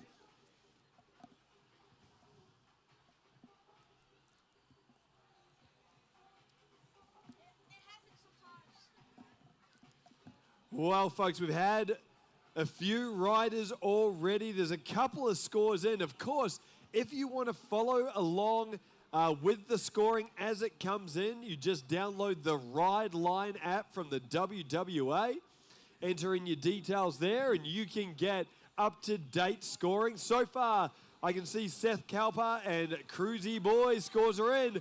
Mateo's, we are waiting for him. We've got Parker Edwards on the water now. Come on, Australia, put your hands together for Parker Edwards, one of your own, representing Victoria. And, well, I think he's only going to get one trick in. He's going to have to really hurry if he wants that second trick. Here we go on his hillside edge. Going for the hillside 900, not holding anything back. He's gone down there, folks, and that is a really unfortunate finish. But make some noise. Put your hands together. What a ride that was. And Parker Edwards not holding back. And, well, he knew he had to. He knew he had to do it, and unfortunately didn't quite come out for him there right at the end of that pass number 2. Well, congratulations to all 4 of our first competitors. We're waiting for some scores now, right now, with a score of 81. Well, let's read it out. First up, we had Seth Kalpa with a score of 35 there. And then Cruzy Boy, well, he stepped it up with an incredible score of 58.3. But how about this, folks? Right now, leading the way, Matteo Molinari, that incredible pass number 1, has given him an unbelievable score of 81.6 points there, folks. And Parker Edwards, well, we are waiting for those scores still to come through. I'll read them out as they come through, or you can check it out for yourself at the Ride Line app from the WWA. Remember, only one rider gets to go through from each of their heats. But we are going to move things along and start introducing heat number 2 in this incredible Junior Pro Men's competition. 3 riders in this one. And once again, only one spot up for grabs. First up, we've got Carter Steens from New Zealand across the ditch. And great to have Carter here representing the Kiwi land here at this MOOMBA Masters. We've also got Charlie Tenbrooker from Tasmania, one of the best names in wakeboarding. He is going to be our second rider off the dock. And then third, how about this, Australia? Tyler Byrne, an incredible young rider. This kid has all the tricks in his up his sleeve, including a double. So hear that right, folks. We may even see a double flip from Tyler Byrne here this afternoon. Well, when there's only one spot up for grabs, maybe he's going to, well, not hold back and throw it all out here tonight. This heat number 2, well, every single one of our heats are absolutely stacked here this afternoon. It is going to be an action-packed competition on the water. The hits are just going to keep on coming here, folks. And, well, yes, it is. The score has come in from Parker Edwards. Unfortunately, those 2 falls in his pass number 2 have, well, cost him. And with a score of 55.3, that is going to put him in 3rd place in that heat number 1. So our rider going through to tomorrow's final, it is, of course, from Italy, Matteo Molinari. Cannot wait to see Matteo out here tomorrow morning on the Yarra River for the finals. And I tell you what, if he can back up that run with another ride like that, whew, that is a world-class run that we saw from Matteo Molinari. But folks, we're not too far away from this heat number 2. 3 riders representing New Zealand and Australia. And that is coming up very, very soon here for this Junior Pro Men's Wakeboarding.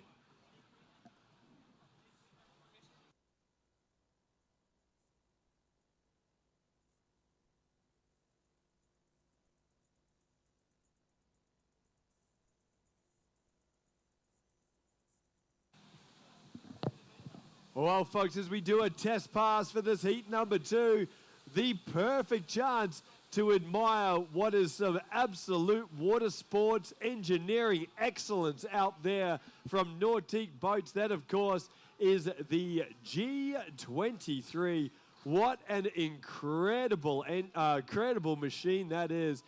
630 horsepower out of that supercharged engine. Absolutely incredible wakeboarding machine, that one. The absolute biggest wakes in the industry.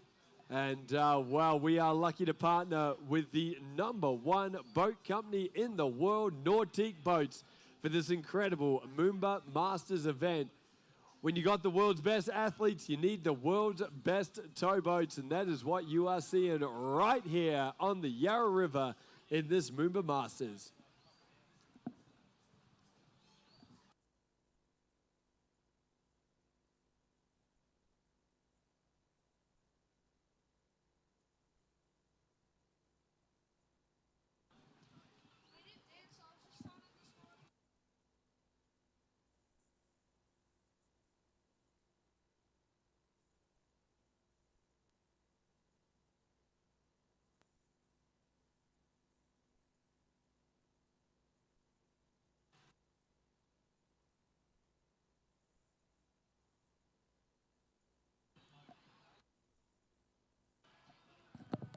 Of course, for everyone who are big fans of Nautique Boats out there, you can check out their brand new 2026 line of Nautique Boats by just heading over to nautique.com.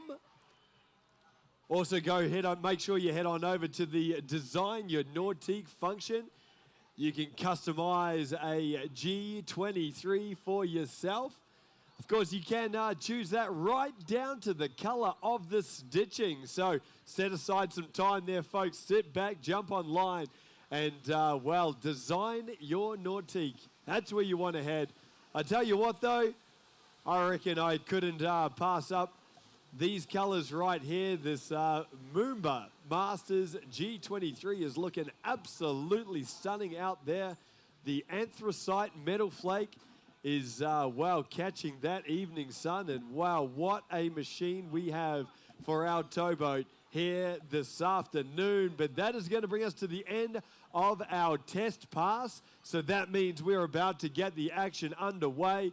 Of course, this is heat number 2. 3 riders, 1 spot up for grabs. And it is going to be absolutely action-packed with Carter Steens from New Zealand, Charlie Tenbrooker from Australia, and Tyler Byrne representing Australia as well. Your next 3 riders, and they are coming up next here at our 2026 Nautique MOOMBA Masters.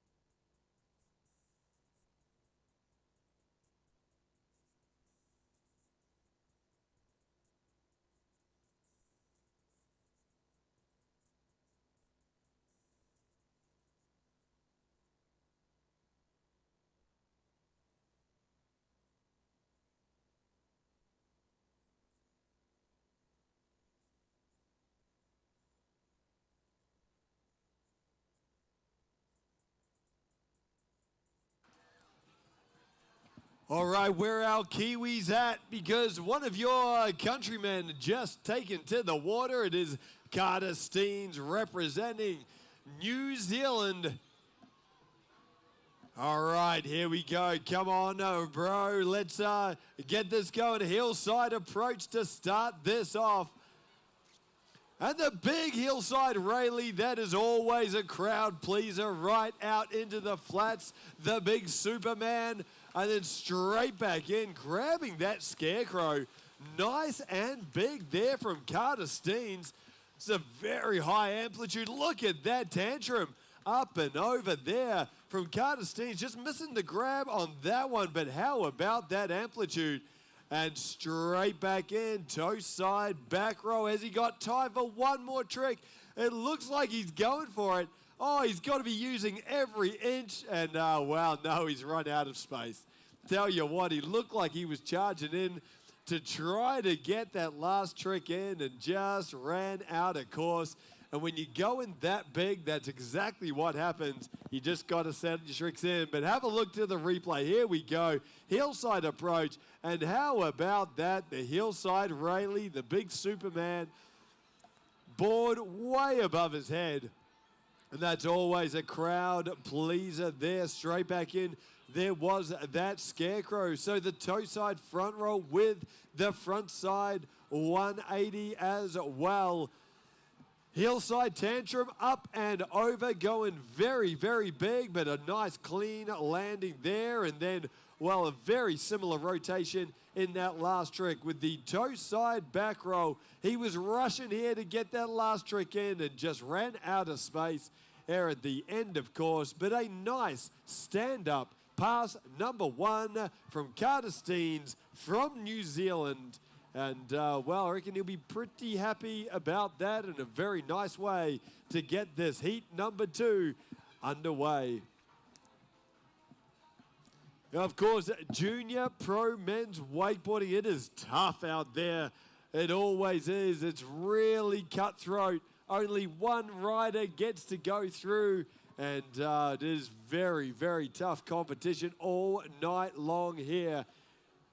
course, Carter Steens from New Zealand, definitely a one to watch. And then we've got the two Aussies, Charlie Denbrooker and Tyler Byrne, straight after him. So this is going to be a very exciting heat number 2 here, folks.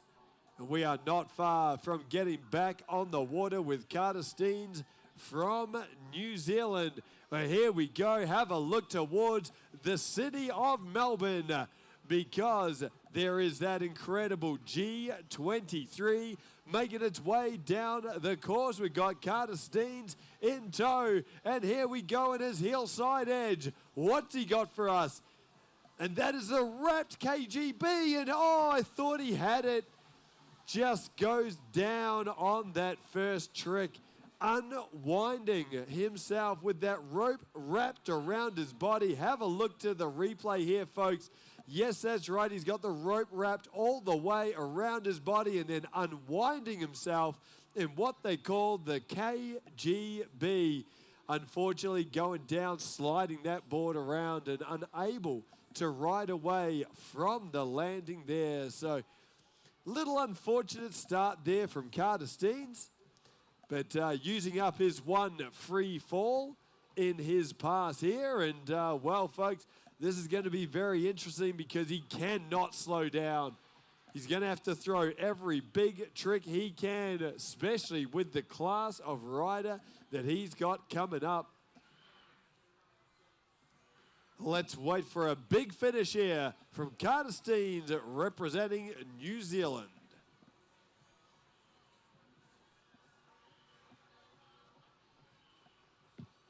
Now, of course, MOOMBA Masters, one of the only events in the world where you can get this close to the action.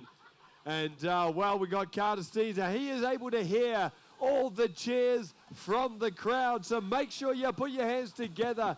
Make sure you cheer him on as he comes out in front of you. Look at this toe side approach and a big indie grab toe side front roll into the flats there too from Carter Steens. He's got a couple more tricks. Here we go. Hillside whirly. How about that?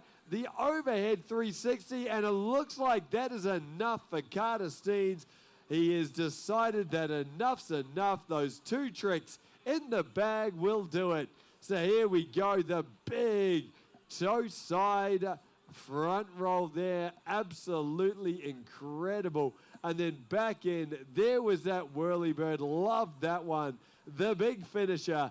And the tantrum with the overhead 360. And that is a very, very nice way to finish that pass number 2 from the New Zealander, Carter Steens.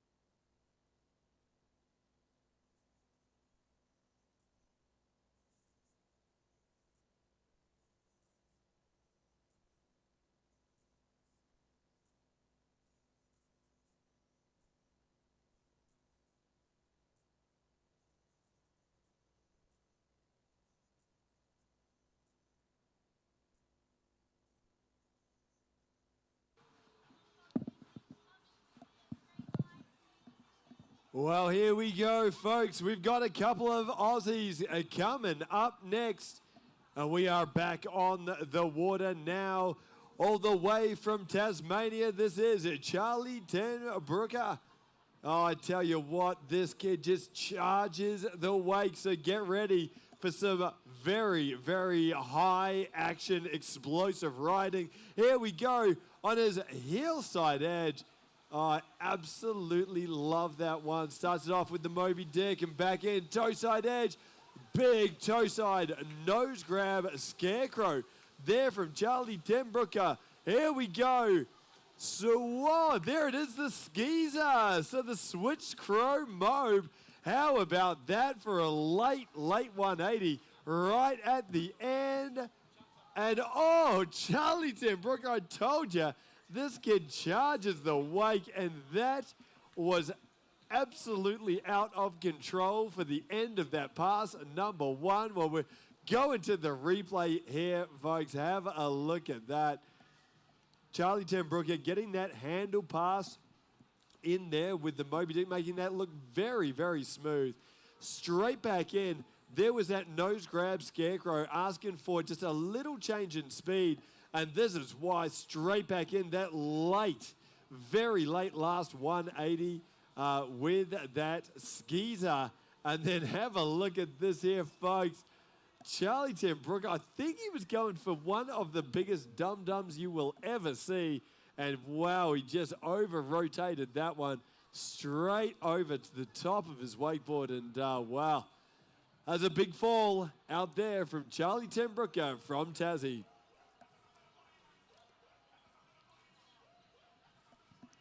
Of course, Charlie, you've been watching him ride for a number of years now as he goes up through the age divisions and through the ranks, and he has never, ever been one to hold anything back.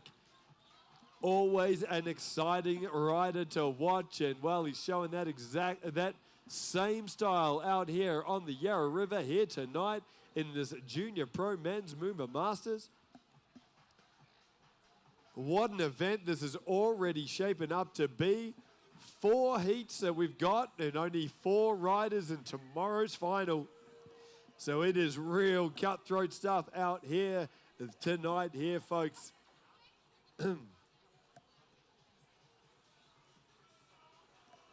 Unbelievably tight competition that we have for this MOOMBA Masters. And, well, the riders, they are certainly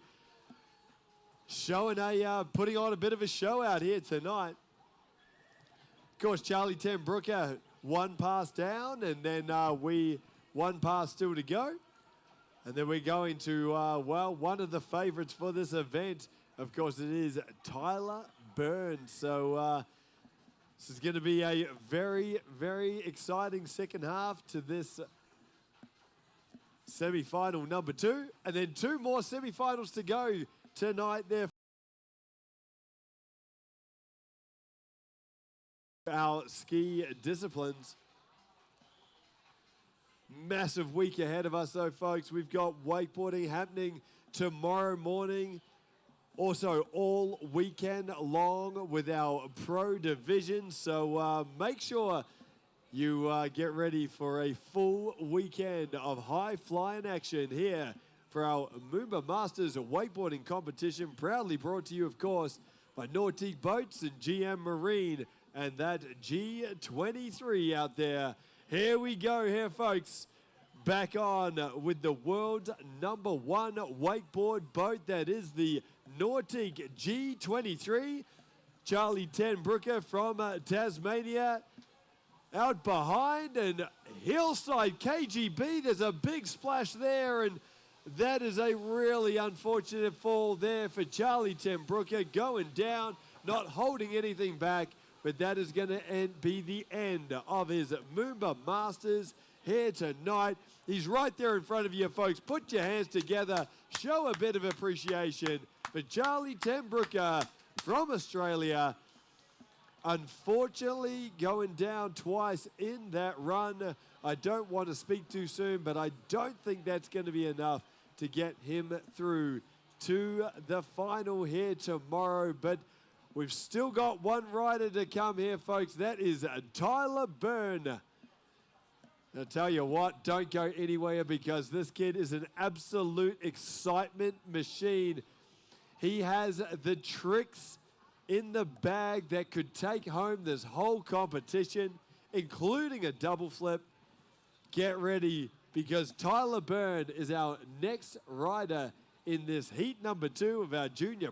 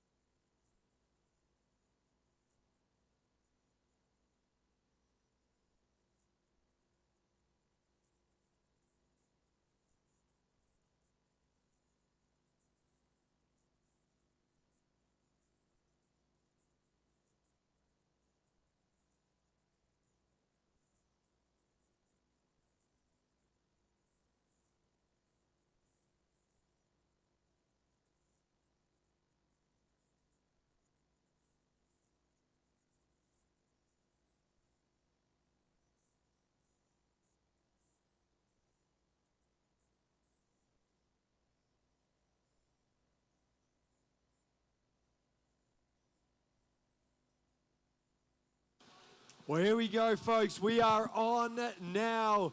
Our last rider here in this heat number 2, Tyler Byrne, and spinning backside there. Tyler, absolutely as smooth as it comes. I absolutely love that one. The nuclear grab, that toe side back roll there, and then straight back in.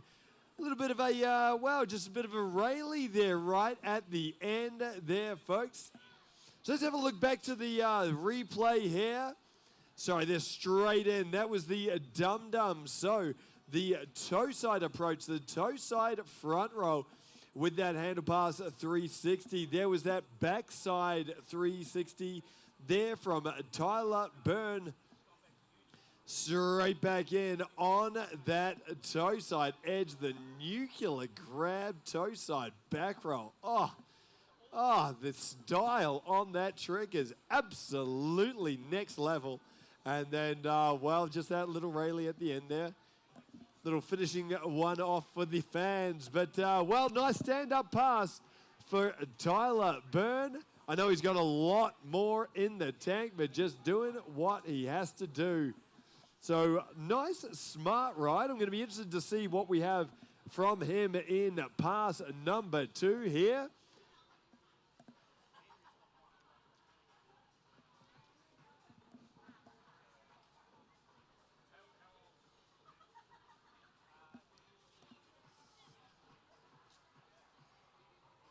Tyler, of course, one of the most stylish riders in the junior pro divisions. You can see that by the way he grabs that wakeboard. That, toe side nuclear back roll. Woo, tell you what. Steezy. Now, of course, wakeboarding a little bit different than some of the other water ski disciplines that you'll see here this weekend. When you do have, with wakeboarding, it is a, somewhat subjective sport where style and your own flair plays a very, very big part in how the judges will judge you. For everyone out here watching the wakeboarding here, what we're looking for, riders who are changing it up, mixing the way that they spin, the tricks that they're doing, the style that they put it on, making sure they grab the board every time as well. And that is how you score big there. With Tyler Byrne starting things off, the hillside 720, 2 full rotations. And there was that Crow Mobius there. So the toe side front roll with that. Whoa, the double. How about that there, folks? The double back roll. Put your hands together. Up and over twice there from Tyler Byrne. Wow, right in front of us here at the commentary booth. That was absolutely incredible. Let's see that back on the replay. There was that hillside 720. What a way to start things off. And then straight back in for that Crow Mobe. So there was that front roll with the 360 there, landing wrapped in the rope, and then the double hillside back roll. Well, folks, he's gone down, but that was the free fall that Tyler has. Will we see that again? Well, I tell you what, folks, I reckon if you make some noise and cheer him on, he may very, very well pull that out once more. But, folks, this is going to be very, very interesting. The finish here, we've got maybe room for definitely 1 trick, maybe 2, if he absolutely hustles. And, of course, he wants that 1 spot in the final tomorrow from this heat number 2. Well, here we go. That incredible Roswell Marine Edition G23. Tell you what, that is a beautiful looking boat out here on the water. And here we go. Tyler Byrne from Australia. Put your hands together. Well, he is on his hillside approach. So could this be another double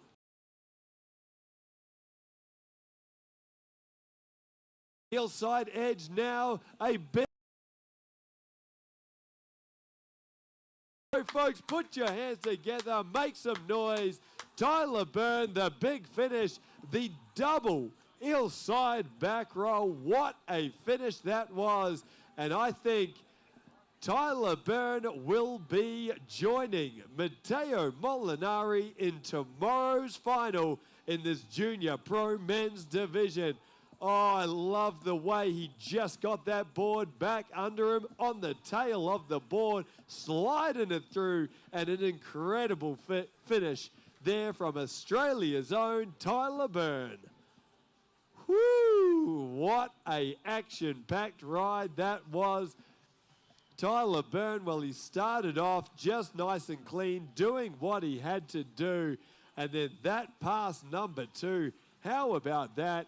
We had the hillside 720 getting 2 full rotations. We had the Crow Mobe getting technical there. And, of course, the hillside double back roll. Incredible stuff from Australia's own Tyler Byrne.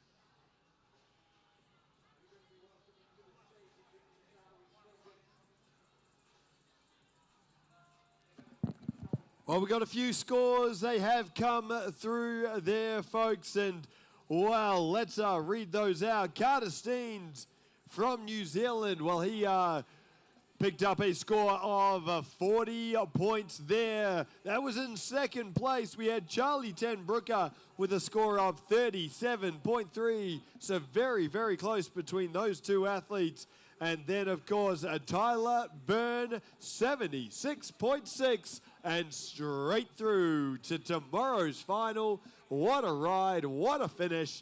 And, wow, what a heat number 2 that was. But we're going to move on now here, folks. Another 3 riders in this heat number 3. We've got Ezra O'Neill. He's the first rider representing the United States. We've got Lockie Medwell from Australia. And then we've got Max Sayer also from the USA. But here we go. Big toe side, indie grabbed back roll. Clean as it comes and right out into the flats and then spinning backside with a massive hillside backside 360 going down on that one. But wow, that was absolutely huge there from Ezra O'Neill from the USA. As we have a look to the replay there, I completely scored that one wrong. We had the cab roll there to start things off and then straight in the backside 360 and, well, unfortunately going down on that landing. So using up his free fall very early in this pass, number 1. He's going to need a little bit of support here, folks, from our crowd on the shore of the Yarra River. So let's make sure, as we get back up with Ezra O'Neill, that you put your hands together, make some noise as he heads on down through this pass. Number 1, here we go, folks. The rope is tight. The G23 is ready to go. And we are back in action. Here we go. Ezra O'Neill from the USA. Put your hands together here, folks. Let's make some noise as he heads on down for the second half of this pass, number 1. Let's see what we've got in store. He's going to get one more trick in here. Let's make it an absolute hammer. It's a toe side approach. And the toe side roll to revert there from Ezra O'Neill. Just getting it in right at the end of the course. Squeezing that one in just before the end. And, well, nice to get that trick on the board and the points on the board from that pass, number 1. Well, here we go, folks. Ezra O'Neill now. We've got Lockie Medwell from Australia. Looking forward to seeing Lockie ride. He's come down from Albury. And then, of course, look out because Max Sayer is out on the water. He's going to be in this heat number 3. He's from the USA. One of the most exciting young riders in the world. And, well, you do not want to miss this, folks. Ezra O'Neill, Lockie Medwell, and Max Sayer. The last rider in this heat number 3.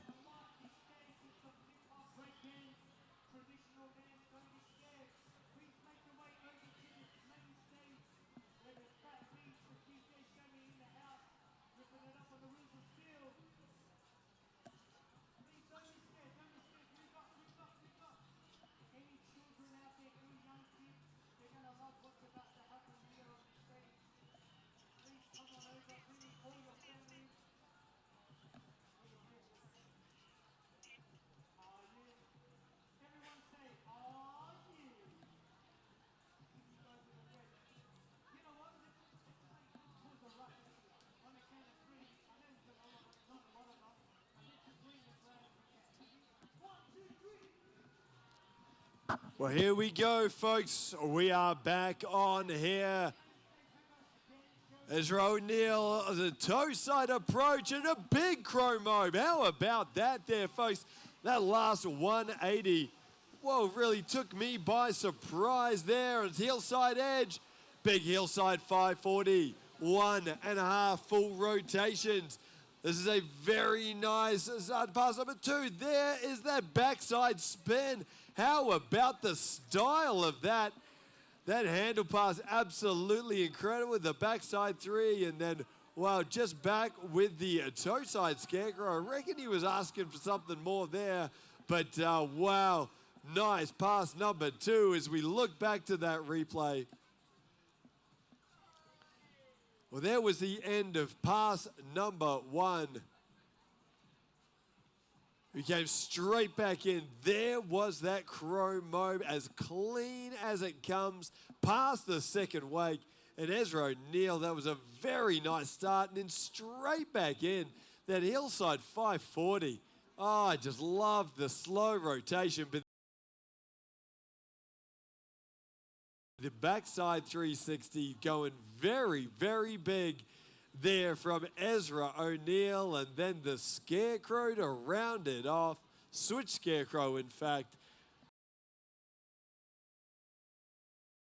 to get him through to the final. Well, only time will tell here, folks, but he's certainly got a good score on the board here for our first rider in this heat number 3.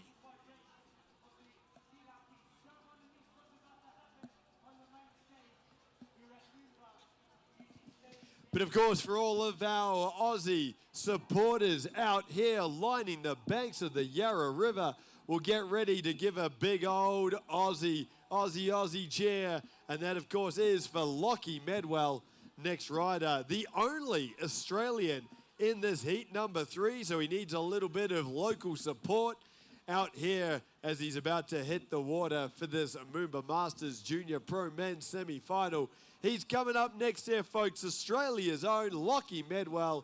So get ready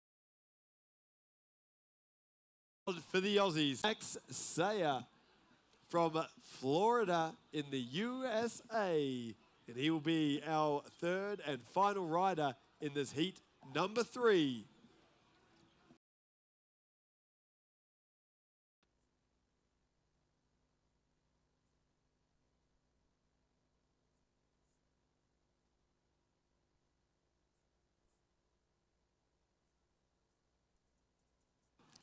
It's going to be an absolutely massive MOOMBA Masters Festival all week long here, folks. All the way through to MOOMBA Monday. So much action happening out on the water. And of course, after our wakeboarding semi-final here tonight, we will be going into the night jump. So you don't want to miss that one. How about this for a Thursday night? We go wakeboarding action and some of the best junior pro men's, and then straight in to some high flying action in the night jump. Well, it doesn't get any better than this. And here we go, folks. I hope you've got your Aussie cheers ready, because Lockie Medwell just took to the water. That is a very nice hillside tantrum to start this off. Up and over there from Lockie Medwell, and straight back in the toe side front roll. This kid has absolute springs in his legs. Look at the height he is getting. Oh, going for the overhand whirly bird there from Lockie Medwell. Unfortunately, that one getting away from him and going down on that one, but talk about not holding anything back. As we look to the replay, there was that very big hillside tantrum, nice and clean there from Lockie Medwell. And then straight back in. How about that? Look at the way that he just drops out of the sky on that toe side front roll.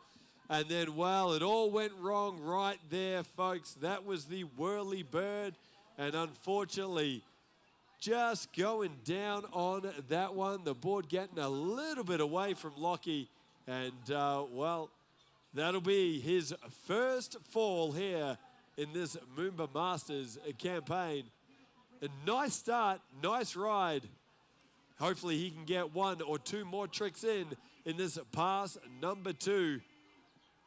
Of course, we've got the Roswell Marine Edition G23 right out here in front of us, folks. Here, check it out.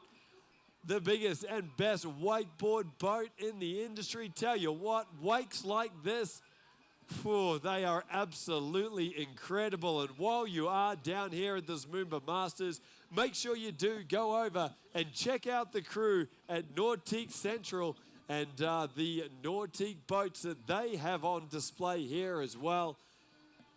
The world's best wakeboard and water ski boats, and well, you've got to go down, check those out, have a look inside for yourself. They are absolutely unbelievable water ski and wakeboard machines, these Nautique boats, and well, a proud partner and a long-standing partner of this MOOMBA Masters competition. Well, Lockie Medwell, we've had 2 tricks on the board. 1 fall down, and he's got some work to do.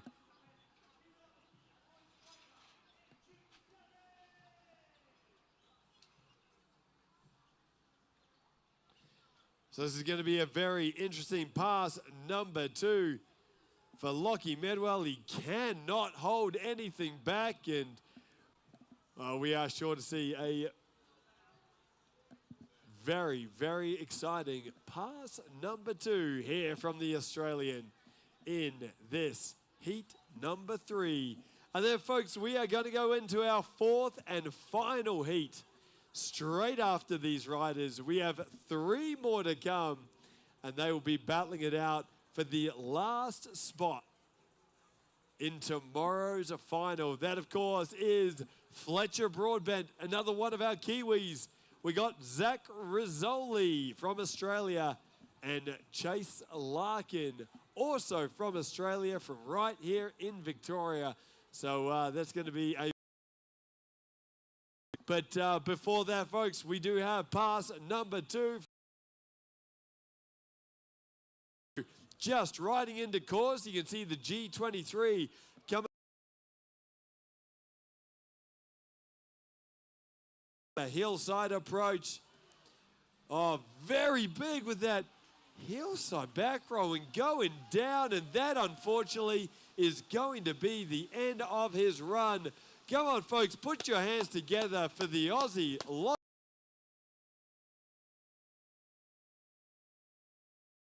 As you can see, up and over the hillside back roll, going massive behind this G23 wake, and well, landing well out past the second wake, out into the flats, and unable to hang on to the handle there.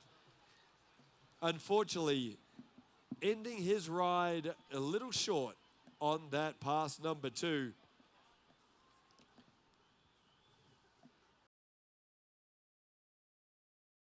Riders down in this heat number 3, and we've got 1 to come. And if you're looking for, well, big names in the world of junior pro men's, well, it doesn't get much bigger than this here, folks. The next rider all the way from Florida in the USA, and that, of course, is Max Sayer. Oh, get ready for some of the most stylish, technical, and big riding you are ever going to see. And, wow, this is going to be a very exciting finish to this heat number 3.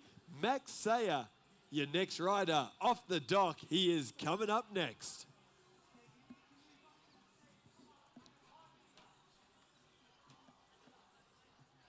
Huge thanks once again to all of our supporters and watchers online.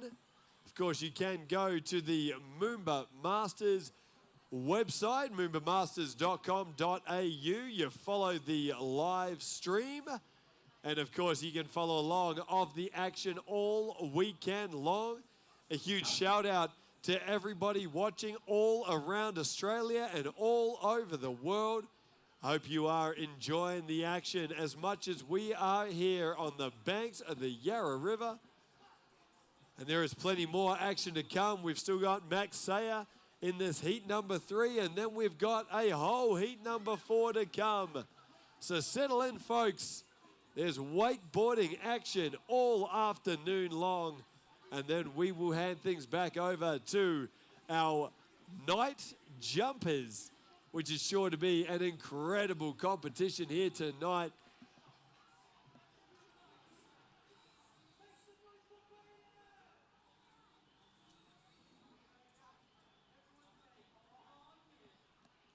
Huge thanks to everyone joining us here on the banks of Melbourne, on the banks of the Yarra River. Incredible to have such a big crowd here on a Thursday night. And of course, things are going to just build and build and build all weekend long to, of course, MOOMBA Monday, our big finals day on Monday.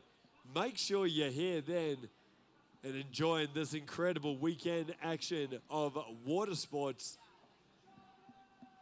A big celebration of all the water sports disciplines of Nautique boats, and well, we've got an absolute massive weekend planned. But here we go, folks. Get ready, because your last rider in this heat number 3, Max Sayer, representing the USA. Straight in, and there's that crow mauve there. Love the way that Max grabs that one. Straight back in. Oh, how about that? Absolutely massive. On the back mauve, the mute grabbed mauve there, and Max Sayer, that was absolutely huge. Right out into the flats, and unfortunately losing the handle. I tell you what, have a look at the replay there. There was that crow mauve, that very late 180 right at the end. And then here, folks, how big does he go? Oh, laying out that back mauve. That is such a stylish trick. And wow, just going down on that one. But incredible trick there from Max Sayer. Unfortunately, not able to hold down, but that will be his free fall used up. Of course, each one of our riders do get one free fall. That's how these wakeboarding competitions work. And Max, of course, so kind to fall right here in front of us so we can give him a big old Aussie cheer as he heads back up on the water.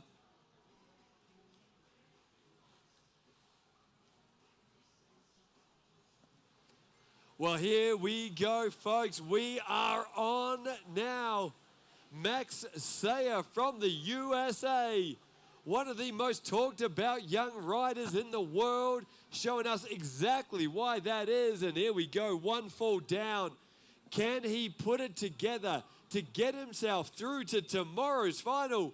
Well, he's on a hillside approach now. And the 3-2-1. How about that there, folks, for confident riding? He just had a fall, and he throws a massive trick, like the 3-2-1 rewind there from Max Sayer. One of my favorite tricks that you will see all weekend long, rotating frontside 360 and then stopping that rotation and then going backside for another 180. An absolutely incredible trick. So much control from the rope tension to be able to change the way he is rotating. And an absolute incredible finish there from Max Sayer from the USA. Wow, that was a very, very big finish to this pass number 1. And what I loved about that more than anything is it shows the judges confident riding. Max Sayer, he came out, he had an early fall, and he was like, nope, I know I can do it. Straight back up, throws one of the hardest tricks that you'll see in junior pro men's, and absolutely did it with all the style in the world. That's what wakeboarding is all about. And Max Sayer putting on an absolute show out here in this MOOMBA Masters.